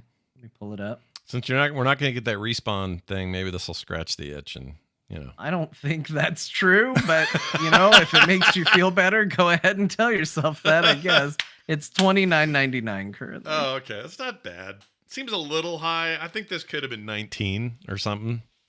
It's just it feels like that's a little bit of a money grab to charge that much, but whatever. It's Star Wars, I guess. There are some really oh my gosh, I can't believe that this game, this is how this game worked. To end a level, like when you finish the level, you've done all the objectives and you get back to your ship. The game doesn't, it's not like Doom where you punch a thing and it's like, and the screen melts and all of that. Yeah. The game just gives you a message that says, go to the next level through the menu. And you have to hit escape and go to next level. Oh, weird.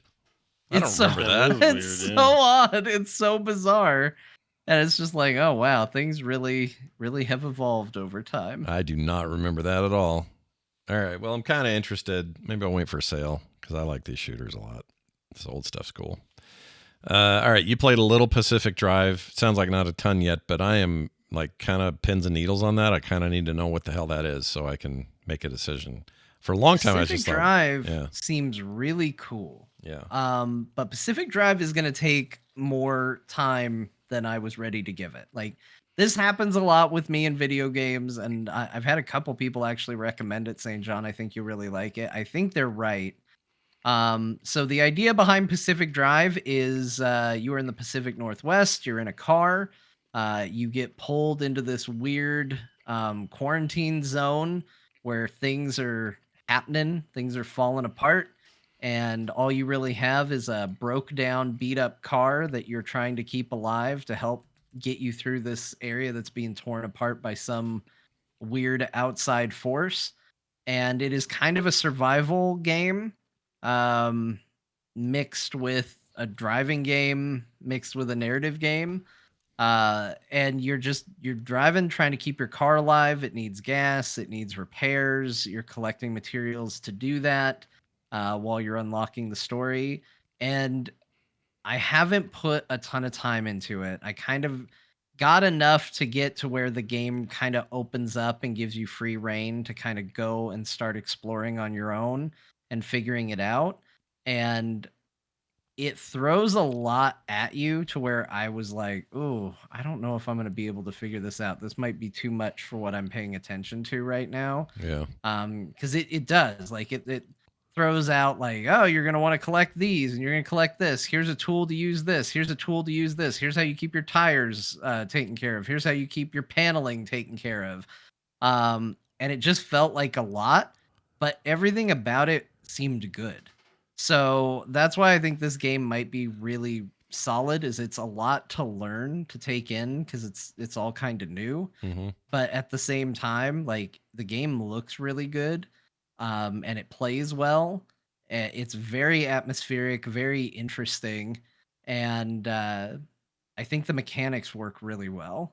Like, it's a cool twist on the survival loop. Like, the idea of just, I'm in this car, I have to take care of this car, I'm driving around, that's where I'm getting all my materials.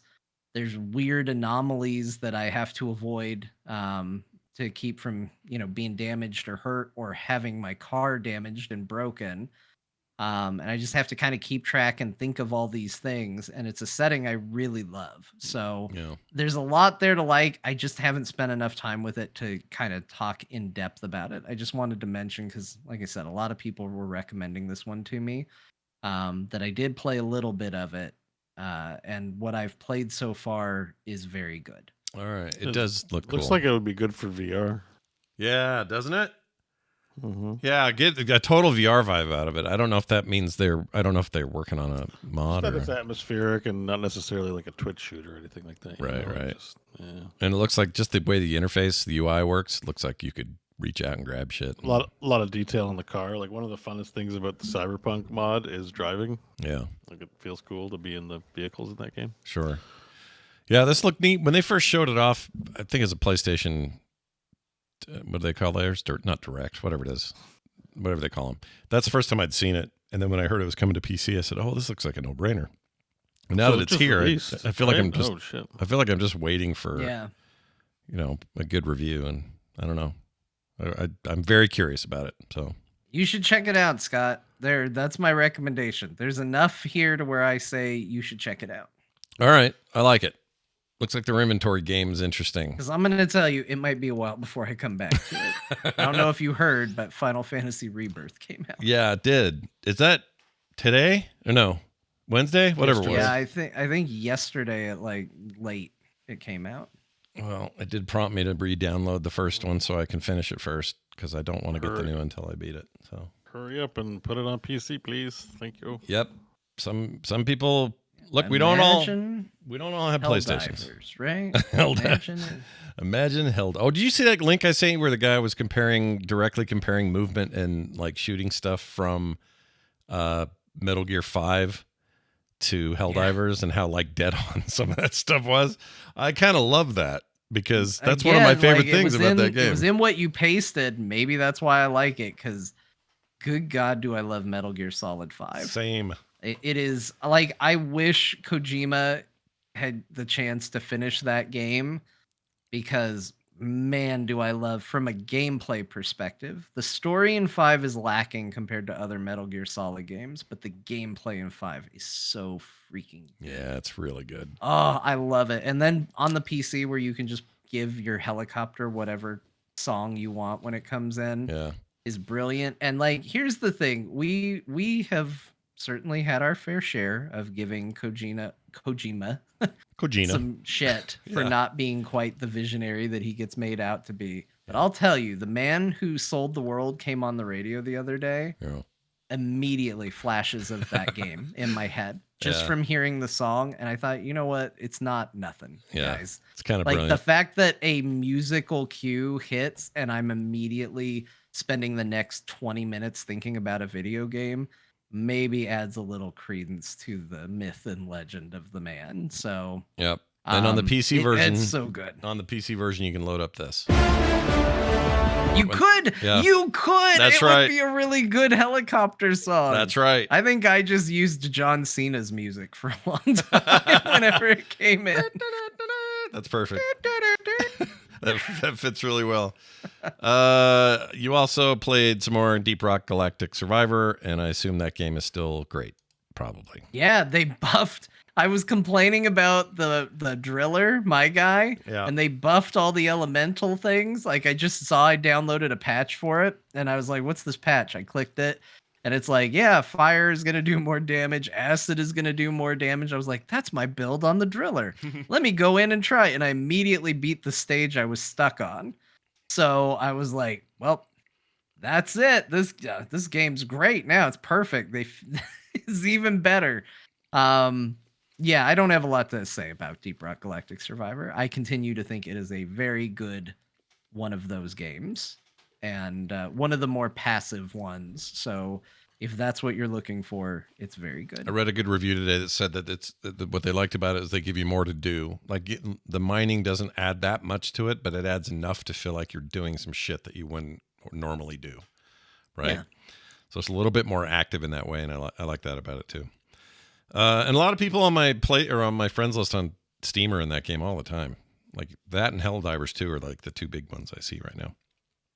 Bo, let's take it over to you. We talked some about Last Epoch last week. I played a ton of that last week, although, funny enough, I barely touched it this week, and I'm not sure why. I think I just got so bunged up in No Man's Sky that I just didn't do it. I have some theories about that. Yeah. But anyway, what do you think of Last Epoch? So I'm going to mention the elephant in the room on this one to get out of the way real quick. The servers are still bad. Yeah.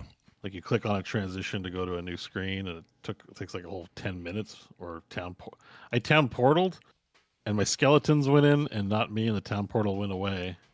Oh shit! Because of the lag. Because of the lag. Because of the lag. Like, the lag is borderline has made it unplayable, which is why I've only done offline. My thought was so I need to check this out. And they've been public. They came out recently, like, where we know it's a problem. We're gonna fix it. It's not abandonware. Like, we realize the servers are an issue, so they're gonna like fix that. But I'm like, well, it's not ready to play right now. I don't. It's not so like Helldivers. I would sit at the loading screen for hours. This is not a game I'm going to sit at the loading screen for hours, which I'll talk now about the rest of the game. Last Epoch, very colorful. Definitely not, a big company behind this, like, with tons of resources. You kind of see it in little dribs and drabs. Like, the cinematic is just art and not full motion thing. Sure. However, the gameplay is good. It's colorful and vibrant. John mentioned it feeling light, but again, I think his comment was bang on, that it's just because you don't have a lot of abilities to start with. So as I got more abilities, I made it to about level 11 or 12 or something like that, or maybe 10. It started to feel more girthy and meaty, I guess. Did you play it, end up playing offline to circumvent the lag problems? No, I played the online mode because I like the online mode. Like, I'm not an offline person. I like to play games online. Yeah. But here's what I think. I think right now I'm a little ARPG'd out, and this is both a good and bad thing. It plays like any other competent ARPG. It's colorful, good. Like it, there's really nothing wrong with it other than I think they have to tighten up some things about like clicking. So far it feels like a very fun ARPG, but also I played a ton of ARPG in 2023 and I just can't do it right now. It's a personal thing. I'm like, I don't think I'll be playing this because I'm like, you're spent. It's not the fault of these guys. They, I think, with every intent, made a ARPG. I just think I'm kind of like, I don't like the scene. Let's just like run into. There's kind of a meta conversation about it because, like, I played Diablo 4. I had that accomplishment. People talk to me about ARPGs, and like I, like everyone else, because I like the genre, consume content from the creators in that genre. And I don't really like any of them. They depress me. Like Yeah. we're talking, and I can just drop the names. Like they hate everything. Always, everything's terrible. Always, all the time. And it just what Mr. Llama said really broke me. He was doing this review of Diablo 4 in its current state. He's like, as it stands, Diablo 4's got all this great stuff, but I'm not going to play it. So I'll be back in Diablo 2. I was like, dude, that game's been out for 20 years. I played it last year. It's good, but it's not that good. Like, I think people, more and more, I think people have like, they're having issues if they can't get off of playing Diablo 2 and play a different RPG. Sorry. And everyone bandwagons that, so I'm probably bound to get some commentary on this thing. But Diablo 3 is way damn better than Diablo 2. I'm just going to throw it out there. Having played both recently, I'm like, Diablo 3 is the better choice of those two games, like hands down. Like I think there's something wrong. I shouldn't yuck people's yum, but I find Diablo 2. It's like I know what you guys are up to at the high levels. You're just doing this. It's a treadmill. You're just doing the same thing over and over again, clearing screens, trying to get incrementally better items, and then praising it as the most fun version of the game in the universe. When like PoE and Diablo 4, like all the RPGs, they're not that much different. Like you're splitting hairs on what's good and bad about them. I still personally don't like the stores, but PoE has an online store, and so does Diablo 4. So, like, I just hate the whole scene. I just hate all the conversations about it. I'm like, I'm done with it, and it's kind of affecting my enjoyment of Last Epoch. I get it. I totally get that. And also, like, remember I was saying how like I'm falling asleep playing Diablo 4? That was kind of a theme in 2023 of my conversations. Yeah. I started to fall asleep playing Last Epoch, and I'm like, I think I find this genre boring. Like, I don't fall asleep playing Helldivers. I don't even fall asleep playing Balatro, but I'm playing Air. I'm like, maybe I think I like this more than I do. Or maybe I believe that I like this more than I actually like this if I'm falling asleep while playing it. Do you think it was detrimental for you to get on that statue and to do as many hours as you did, especially when it was much more grindy than it is now to get to 100? Do you think that's just adversely going to affect how you see this genre moving forward forever? I feel like it would me. I feel like I would have a hard time. I mean, I don't want. My whole thing on this is predicated by the fact that like I don't actually dislike any of the games. I think most of the people who talk about games in this genre are needlessly splitting hairs and like putting things under magnifying glasses and saying things are terrible when we don't hold any other genre of game to the same standard, and it's not that complicated of a genre. It's just like right click and run after things and shoot them. Like it's pretty simple. So I just don't like it. I just don't think that, like, I'm just like, okay, another one of these. I don't know. I'm looking for something maybe a little more exciting. We'll see if I might change. This is not me saying the game is bad. This is just the context under which I started playing this game and experiencing it, going like, I don't know. And because I get asked about it a lot, are you going to play this game?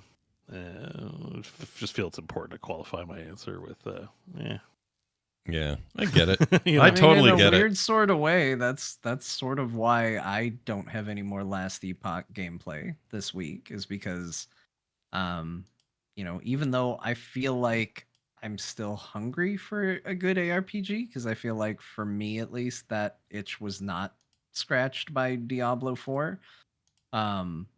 There's the part of me that's like, but it's real familiar. I got into Lost Epoch and I was like, yeah, this feels great. This feels like something I could get into. On the other hand, I haven't played a game like Helldivers in a long time. And it was very hard whenever I looked at the games I could play to go, yeah, I want to go into Lost Epoch and, do ARPG business when I could be doing Helldiving.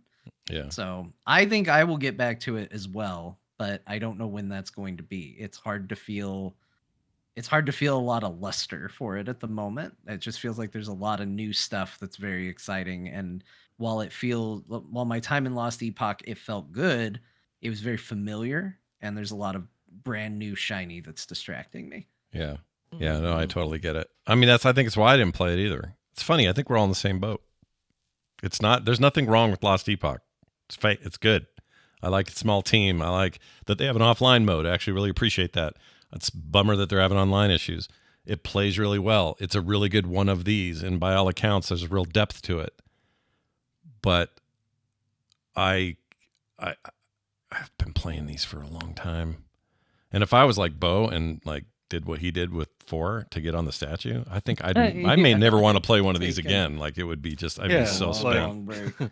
I'm like it just feels weird. I don't know. It's just to have done that, but I think it was good. You sort of explore a game and then we cover a lot of different ones. I just can't do it again. I'm like, tomorrow if there's a statue, I'd be like, I pass.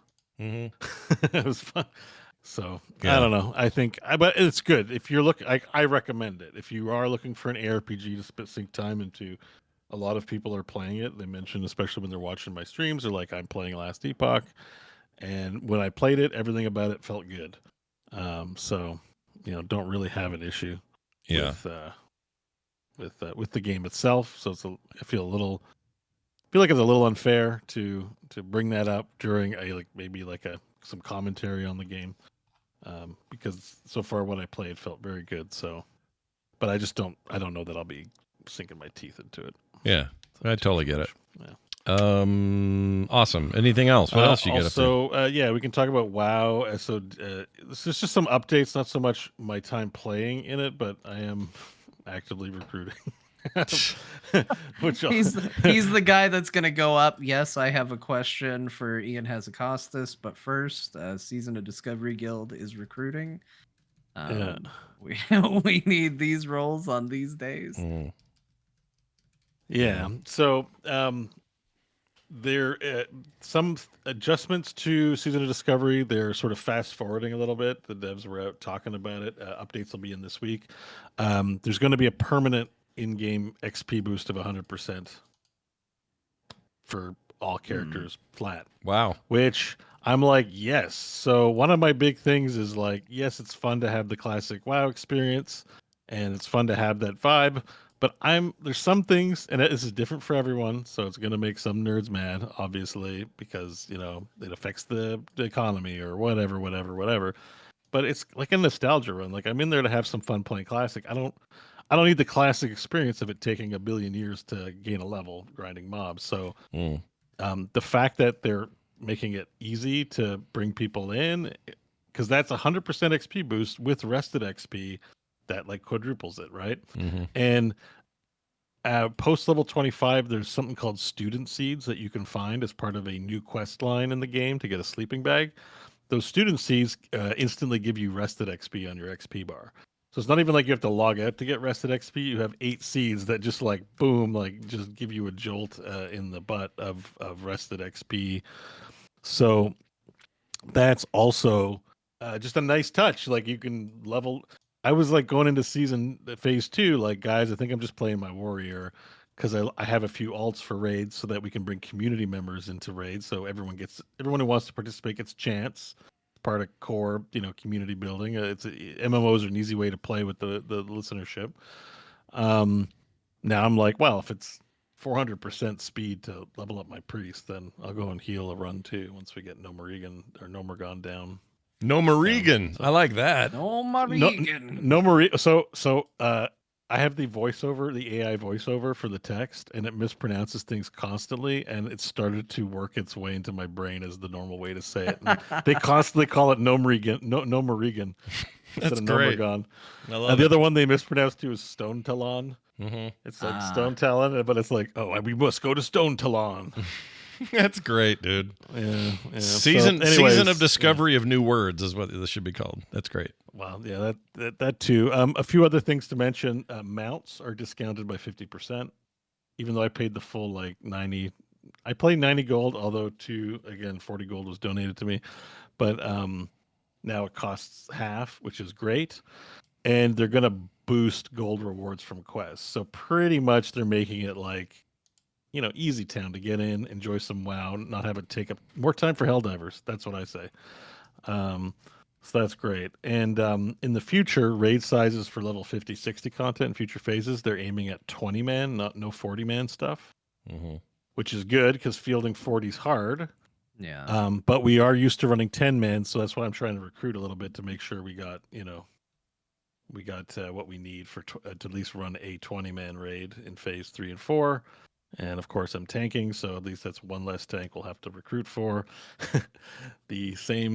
A lot of people will volunteer to be alts, but no primary tank players are pretty few and far between. But we do have a couple of tanks, so and healers, but still, we could always use more. All right. Yep. And it's a good time in there. So I just wanted to mention those changes for anyone on the fence, because WoW will take too much time. They are constantly trivializing that kind of stuff and making it faster and faster.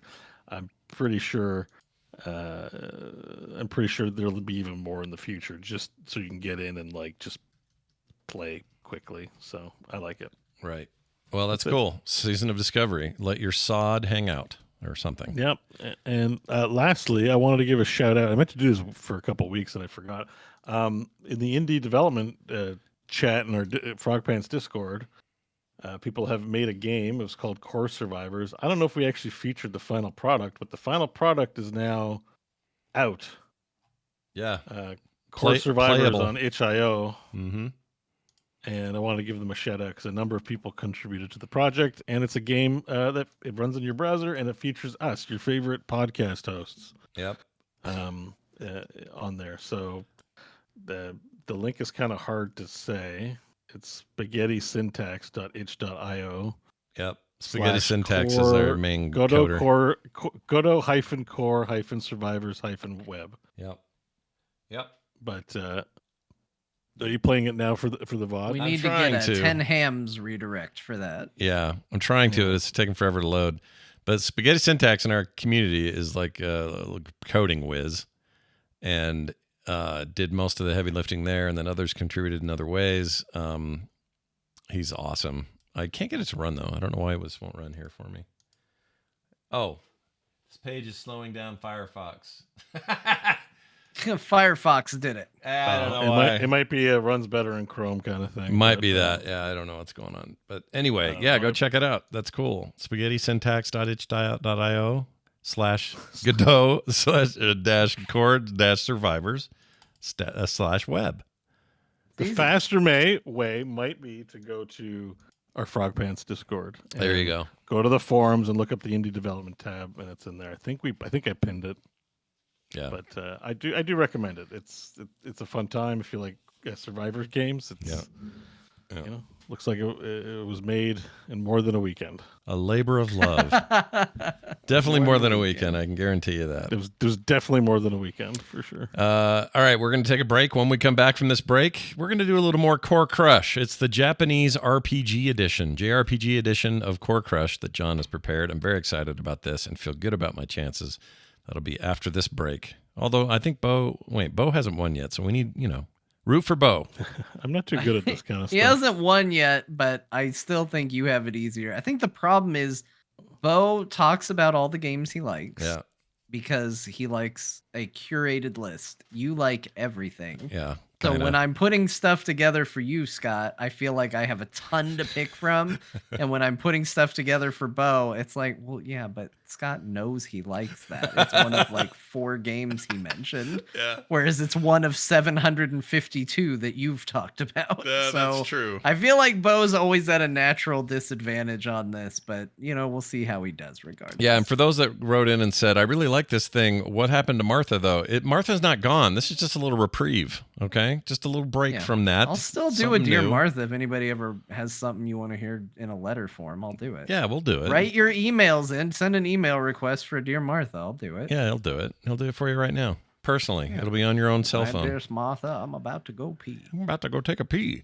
All right, we're going to take a break. When we come back from the break, we'll do all of that. Please stay tuned. Here, we're now there again, and we're back here as well. All right, we're back, everybody. Welcome back to the program. It's time for us to... Did I have music for this last time? I didn't really, did I? How about... Here, I'll play this thing from Bo. And my brain is like, oh, fuck. Yeah, we'll let that... That's our theme. Oopsies. That's our That was theme. a great one. I thought I had the beep. Oopsies. I thought I beeped that, but I guess I didn't. Anyway, it doesn't matter. John is gonna. We've been doing this for a couple of weeks now. It's pretty fun. We're gonna do Core Crush, and it's JRPG edition. John, explain. Cordy Crush. And we'll have a little contest here. See how we do. So just like the past couple weeks, I polled Bo and Scott for a couple of their favorite JRPGs. I also polled the community.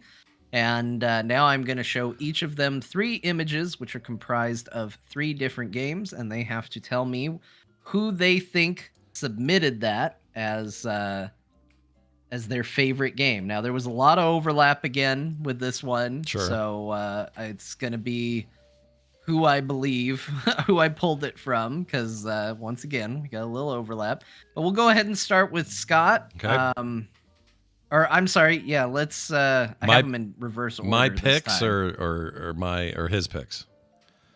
Which do you have queued up, Scott? I can Which do you have either. I can ready? do either You one. can Just do either. just Okay, quick. let's do Scott's first pick. Okay. So these are Scott's first question, which are Bo's picks. Okay.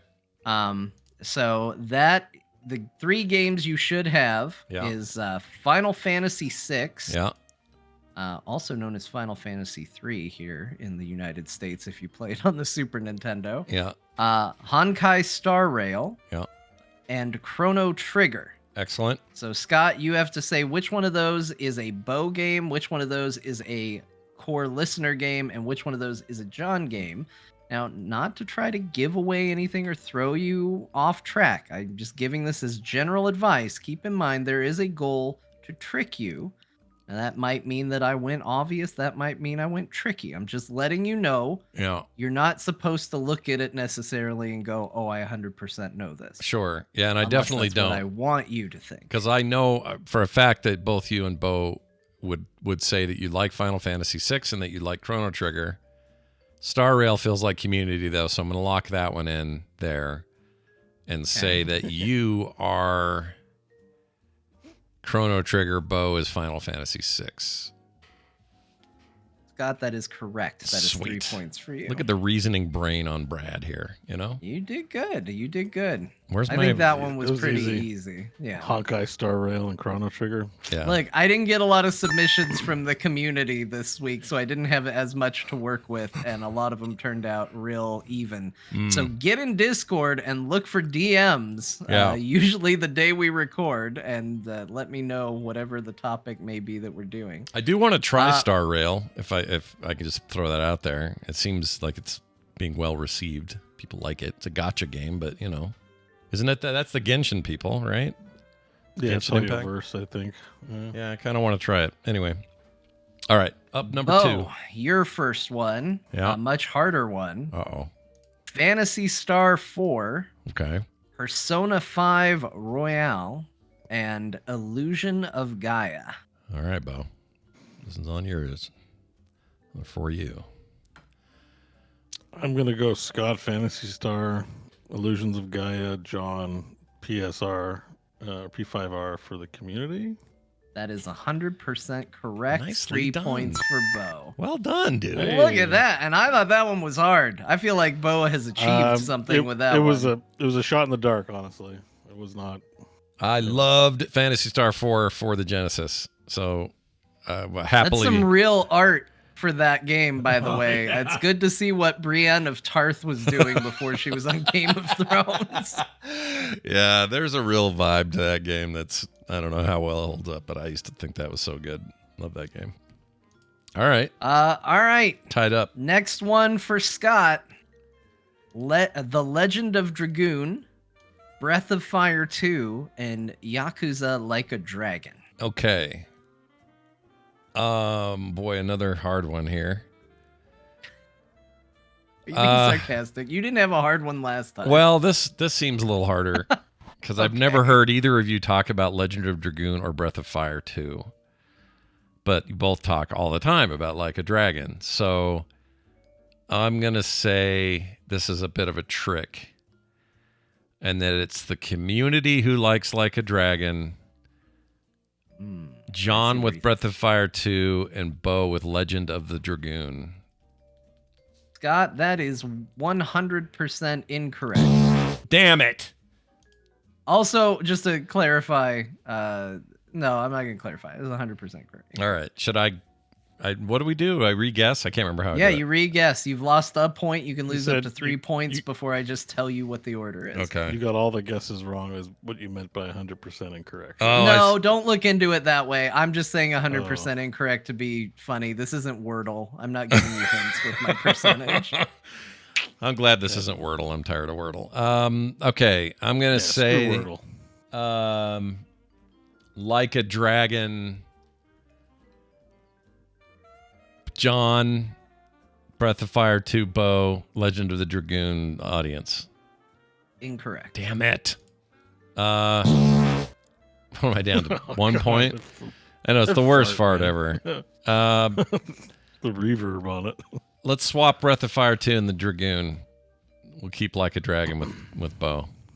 Okay, so you're just repeat it so I know what you're saying. So here. Legend of Dragoon, John, and Breath of Fire 2, the community. That's incorrect. Damn it. Really? Then it's got to be John Like a Dragon. That's 3 guesses. Oh. You're out of points. I'm going to just tell you. The Legend of Dragoon was selected by the community. Breath of Fire 2 was selected by myself. And Yakuza Like a Dragon was selected by Bo. Damn it. So it's just one twist off. Gosh damn Here's it. why this one was easy. Kat in the picture there for Breath of Fire 2 was on my core crush the first time we played this. Damn it. The pantsless freaking girl cat thing. Look at Yep. her. Look at her with I her was top like, but this no is pants. gonna give it away way too much, but figured I'd see how observant Scott is, and Frick. he was exactly as observant as I hoped he would be. Yeah, look at her though. She's like Donald Duck, no pants. She got a top on, but nope, we don't want If to you cover. got a furry body, you don't have to wear pants. That's just a fact. Oh, well, why wear the Just a top? nature fact. Oh, How many animals do you see I- wearing pants? Why have I been wearing pants? You can go outside, Bo. You can go free. Furry body. All right. All right, Bo, your second one. This is your chance, man. Scott got no points on that one. Damn it. You're in a good position to win today. Your next one, the first game is Golden Sun. The second game, Secret of Mana, and the third game, Mario and Luigi: Bowser's Inside Story. For some reason, this Scott, one. Scott Golden Sun, John Secret of Mana, Community Mario and Luigi. Bo, that is 100% correct. Jeez. 3 points to Bo. Now, for the record, I part of my list to John was both Golden Sun and Mario and Luigi. Or no, mine was Mario and Luigi Super Saga. That's a little It was tricky a play. different Mario Yeah, and Luigi. That was Yeah. it. That was it. I even knew that game existed. Wow. For sure. All right. Uh, Well done. All right, Scott, here's your chance. You got to get a little redemption here. Okay. Here's what we're working with. All right. Your third set of games: Octopath Traveler, Nier Automata, and Final Fantasy VII Remake. Shit. Okay. Nier, I mean, these could be anybody. Nier's probably going to go. Let's do Community for Nier, John for Octopath,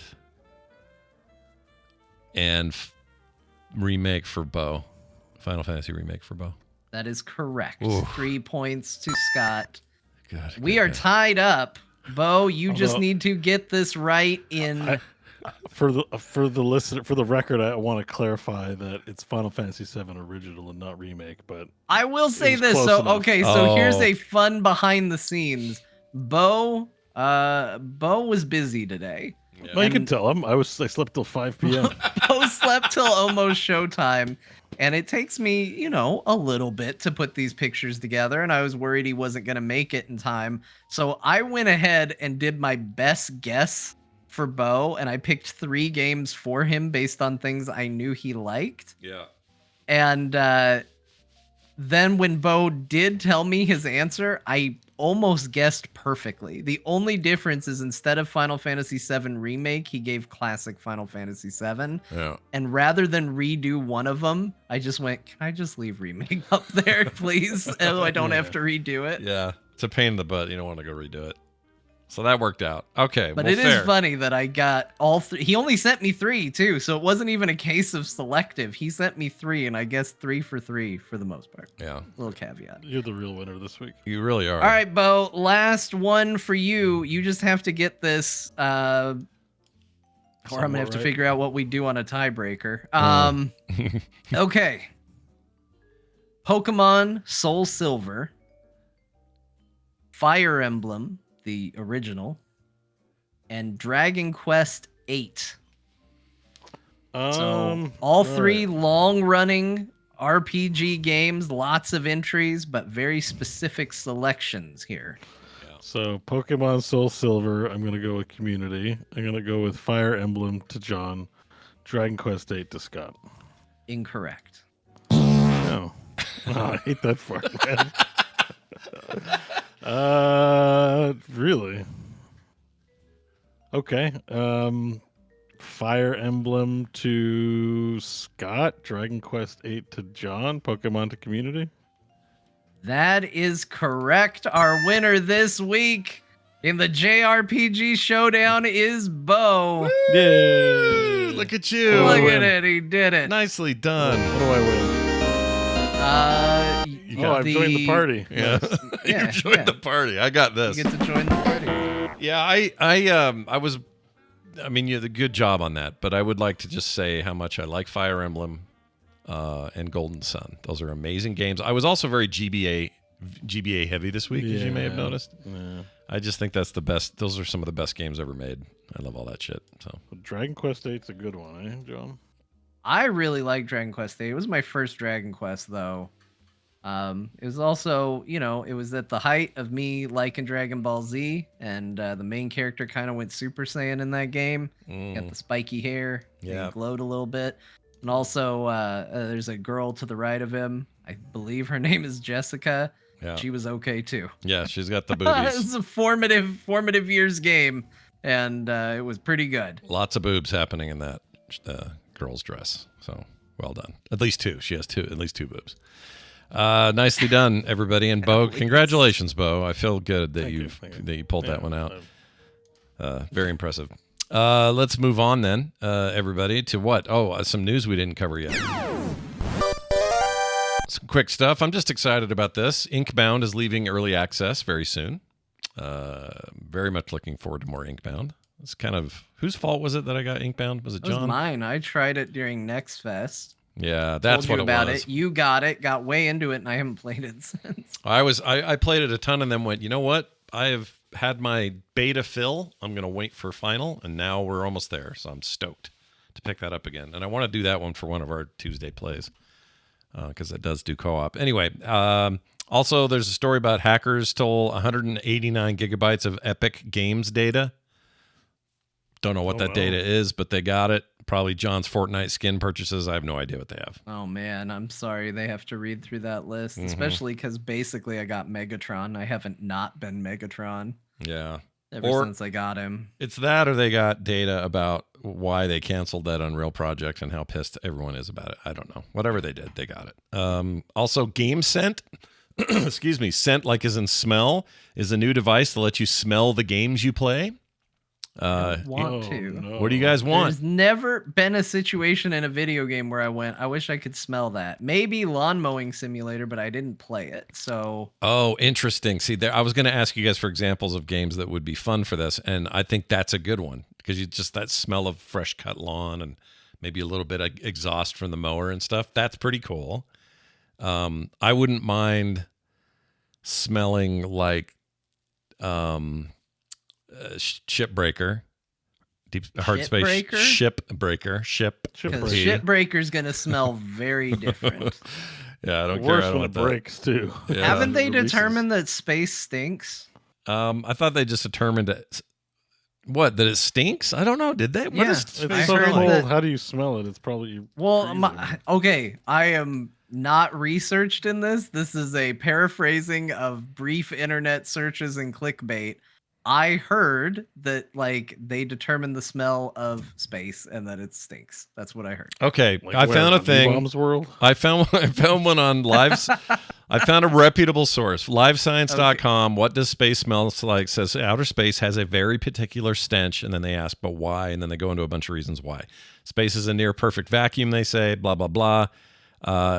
Let's see. If you went out there and just had direct exposure, you would just die.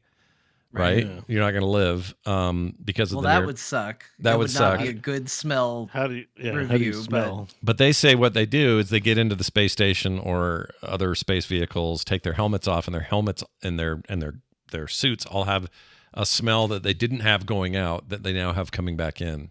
Right. And they say it kind of smells like hot metal or burnt meat. So yeah. there's that. So it stinks. Yeah, it kind of stinks. I think John. So Yeah, John's score right. another point for John remembering stupid facts but no details Yeah. about it. Yeah, some people that's think too it's the smell of dying stars, and it just Oh. permeates the universe. Oh, Good God, that's heavy metal right there Yeah. when you really think about it. Yeah, that's pretty cool. man, cats must hate space. Yeah, well, space hates cats, so The it's all poor fair. There's your Alien. clickbait headline. You'll never guess what space smells like, and cats hate it. Yep. Yep. What else? Oh, and fine. Well, no, we talked about Helldivers Joel. We did that guy. He's great. He's awesome. We love Joel. Oh yeah, yep. Now Talk time- about Joel the Dungeon Master. Joel the DM. That's a good question. We got some emails, though. Email and a text here. This email is from talktothecore@gmail.com. It's from Captain Quirk. I like that. Nice. It should be Quark, because then you can, like, mess around with Deep Space Nine, but it also sounds good. Plus, I don't know. There's a way to make that even cooler. He says, I just wanted to give you lot a heads up that Power Wash Simulator has 40K at DLC, and it drops on the 27th, which would have been a couple I of days saw ago. that. Yeah. Says reviews are showing mixed, but I could still have some fun mileage in it. But it could still have some fun mileage in it. I tend to be a well-rounded geek, and 40K is and it's more what? And it's more is something I casually like to keep up on. I'm not sure what that means. He spelled it weird. While I have tried PWS myself or haven't tried it, I feel like I've played a bunch just from listening to you guys. Love the show, and thank you for all the time and energy you put into bringing genuine and quality content, yes, even the high school humor, to the masses every week. High school, I'm thinking like junior high, right? We're not Yeah. that highfalutin. We're not quite to high school yet. It says, may the Emperor We're still guide your scared voices. of girls. That's right. They're freaky. The point here is that no, I have not picked it up yet. Yes, I did know about it. I absolutely will at some point. I just have not yet. It's essentially boils down to here's some Warhammer 40K shit, including your hose sprayer thing is now the shape of a bolt gun. You look like a 40K person deal, more like a Dark Tide kind of guy. And then you're cleaning suits and Space Marine crap and ships and stuff like that. It's like what they did with the Final Fantasy stuff they did. This is more of that. I'm sure it's exactly what it is purported to be. I don't know why it would be mixed. People generally like when they add new stuff to that game. But, I think they charged for it. oh, is that why? Which I don't think they did for Final Fantasy. That might be the difference. That could be it. I mean, I don't know. Hard to say. I didn't click the reviews and see, but Yeah. I do think it's cool that game keeps getting weirder, and also that it's published by the small games publishing arm of Square Enix. That is weird. Don't you think? Power Wash Simulator, a Square game? Like, that's just weird. and apparently not an underperforming one, which is what they feel about every game they publish. So Yeah. it's amazing. This one seems to be doing just fine for whatever metric they have applied to it. Thank you for that message. We also got a text at 801-471-0462 that says this. This is Cinema Devon, who says, hey, Core Crew, what are some of your favorite couch co-op games you've played over the years? My wife and I have been looking forward to something that we both can enjoy and can do for fun on a weekly date night. So far, what has scratched that itch best is Lego Star Wars Skywalker Saga and Captain Toad Treasure Tracker. Sorry, John, she does not like Fortnite. I love that you're the default Has she Fortnite tried guy. Lego Fortnite? Because Oh! let me tell you, Lego Fortnite really shifted the balance of power in this household. So Plus, they got there's some announcement they're working on 2 new Lego spinouts in Fortnite or something. I think maybe. that, I mean, it's been very successful for them. yeah. So I think they're doing just fine. So they'll probably keep doing it. I love Captain Toad Treasure Tracker. It's a fantastic Switch game. But it's a puzzle game, and it's less about you both doing stuff and more about one person telling the other person how they're doing it wrong. hey, that sounds like a great couples game. I Yeah, play that couples game. I don't even play Treasure Tracker. That's true. But the Skywalker Lego thing is actually quite good. I played that a bunch with others on the couch. But for me, I don't do any co-op couch stuff. I mean, back in the day, Halo was the bomb for that. Yeah. How does she feel about democracy? Well, you can't couch co-op that on PlayStation. I don't think it's dual screen. Okay. As far as I know. Yeah, this also depends on what console you have. It sounds like they got a Switch for sure. So if I was going to make a recommendation for co-op, there's so much head-to-head I could tell you. But it doesn't sound like that's what they want. I can't think of anything right now. I should have done. It's been a while since I've done it too, so I don't blame you. Like it's. Yeah, a lot of the stuff that I play, that we play here is very like, it's not designed to be co-op. Yeah. But we play it like my wife is like, she has played Balatro along with me, but that's not intentionally co-op. You know, Still a good example, we though, yeah. played the what was it? Let me pull it up real quick because I did install it. While Because you we're look gonna that up, finish it at some point. Home Safety Hotline. We Oh, did that yeah, together. yeah. Which that's not really a co-op, but it was great to both sit there and look Yeah. through that game together and try and figure it out and argue over whether or not it was, termites or whatever. And then she was right, and I will never live that down. It was not termites. The chat suggesting Stardew Valley has a bunch of co-op stuff. Baldur's Gate 3 is kind of co-op. Baldur's Gate 3, she really wanted to play with me, so that's a possibility. Yeah, the new Mario seems like a game good one. I think is the classic co-op. one, the classic one of all time for casual couch co-op to me is Castle Crashers. Oh yeah, that is a good game. Like still never something that, given the long-term success of it, you'd figure someone would try to make one, just try to dethrone it. And Maybe it's hard to that play. game's 12 years old, and I just can't think of anything better for a 4-player play couch co-op beat 'em up fun game. Like it's crazy. Durog and Nat Murphy in the chat have the correct answer, and I can't believe I forgot it. It's that It Takes Two game is so good, so good. And yeah, it's I've heard a pure lot co-op. of really good things about that game. I played it with my daughter. We freaking loved that game. That game is special, and is the only way to play it is co-op. And so, Well, It Takes Two.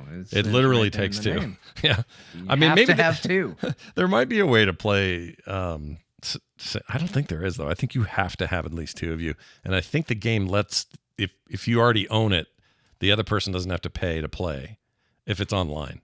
If you're playing couch, you don't need to worry about it anyway because it does split screen stuff.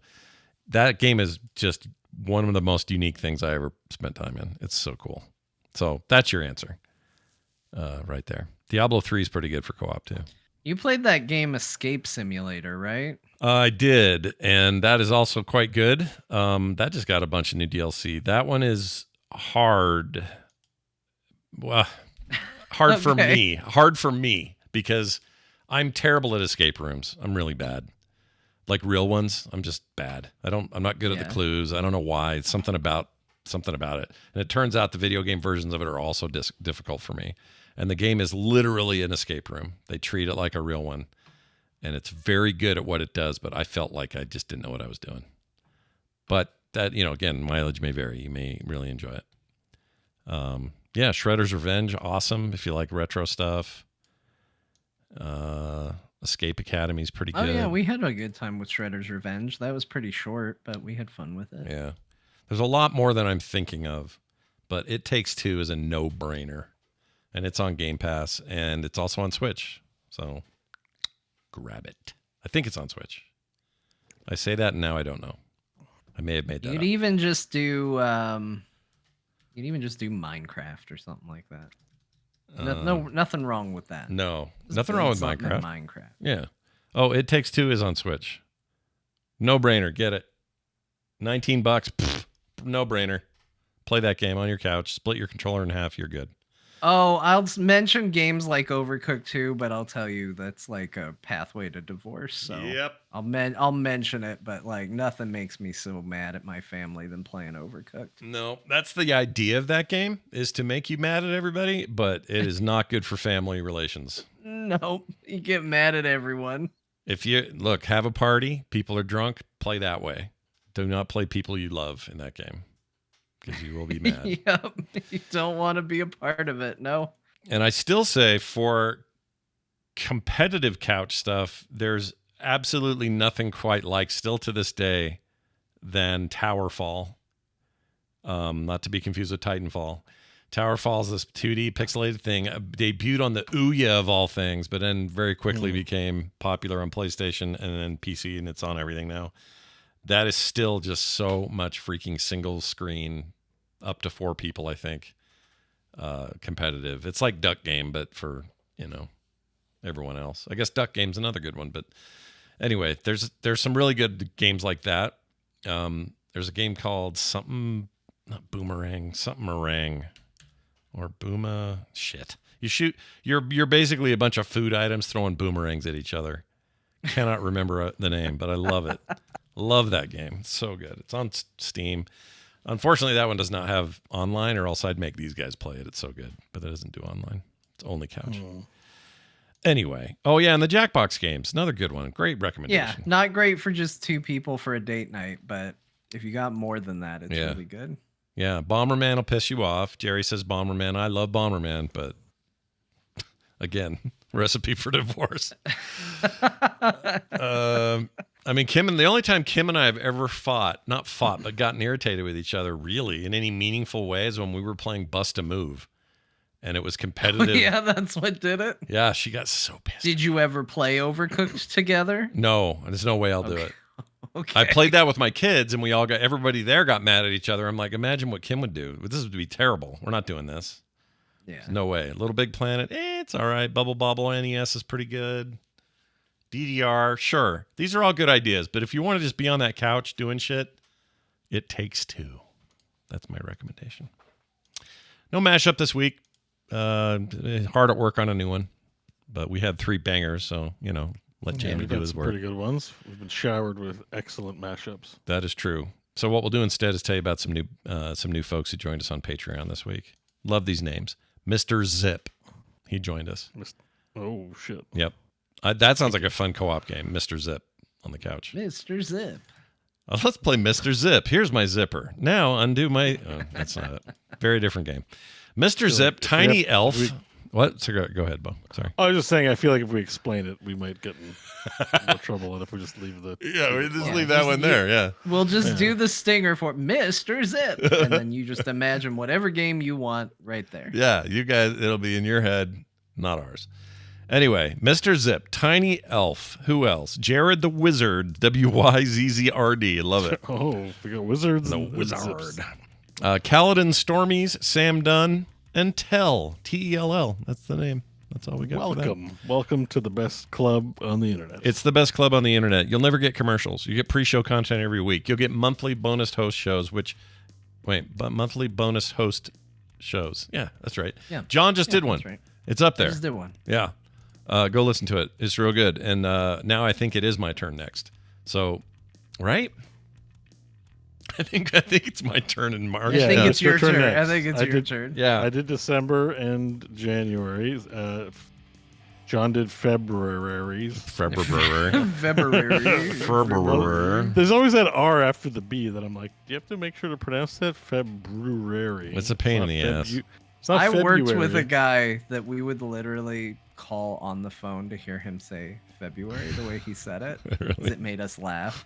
It's And I can't even impersonate it, which is why we called him on the phone. And we were such asses about it because it was me and my coworker, and we call him up and we go, "Hey, do you have a birth date for this person? And we'd pick somebody that had a February birth date just so he would have to say it, because he'd just say something like February. And It just sounded so funny to us. We just sit there and laugh, and we go, thanks, bye, hang up the phone. Yeah. It's like my dad's nuclear.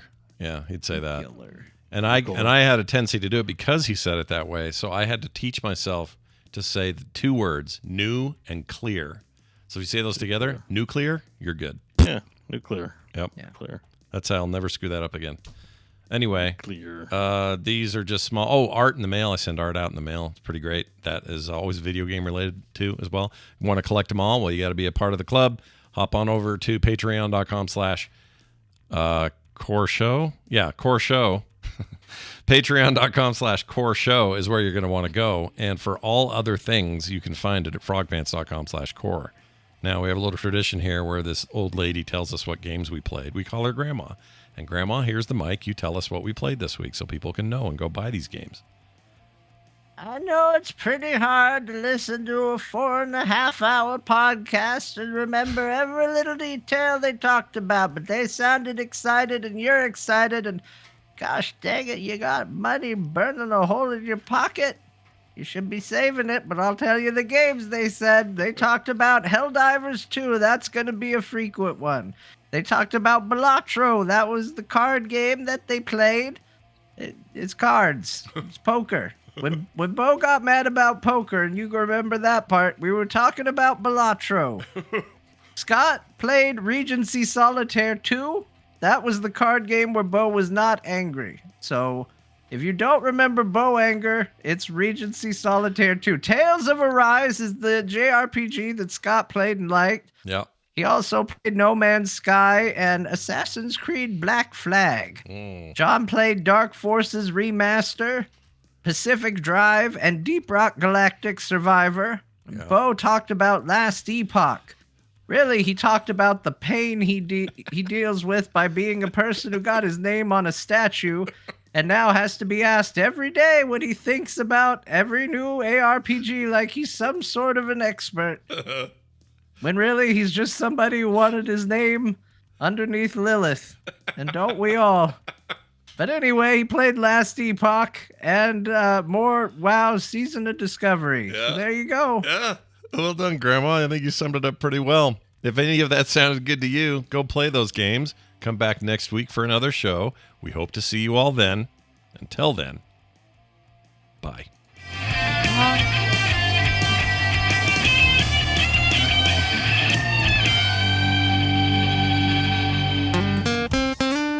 Get more at frogpants.com. How's this for an answer?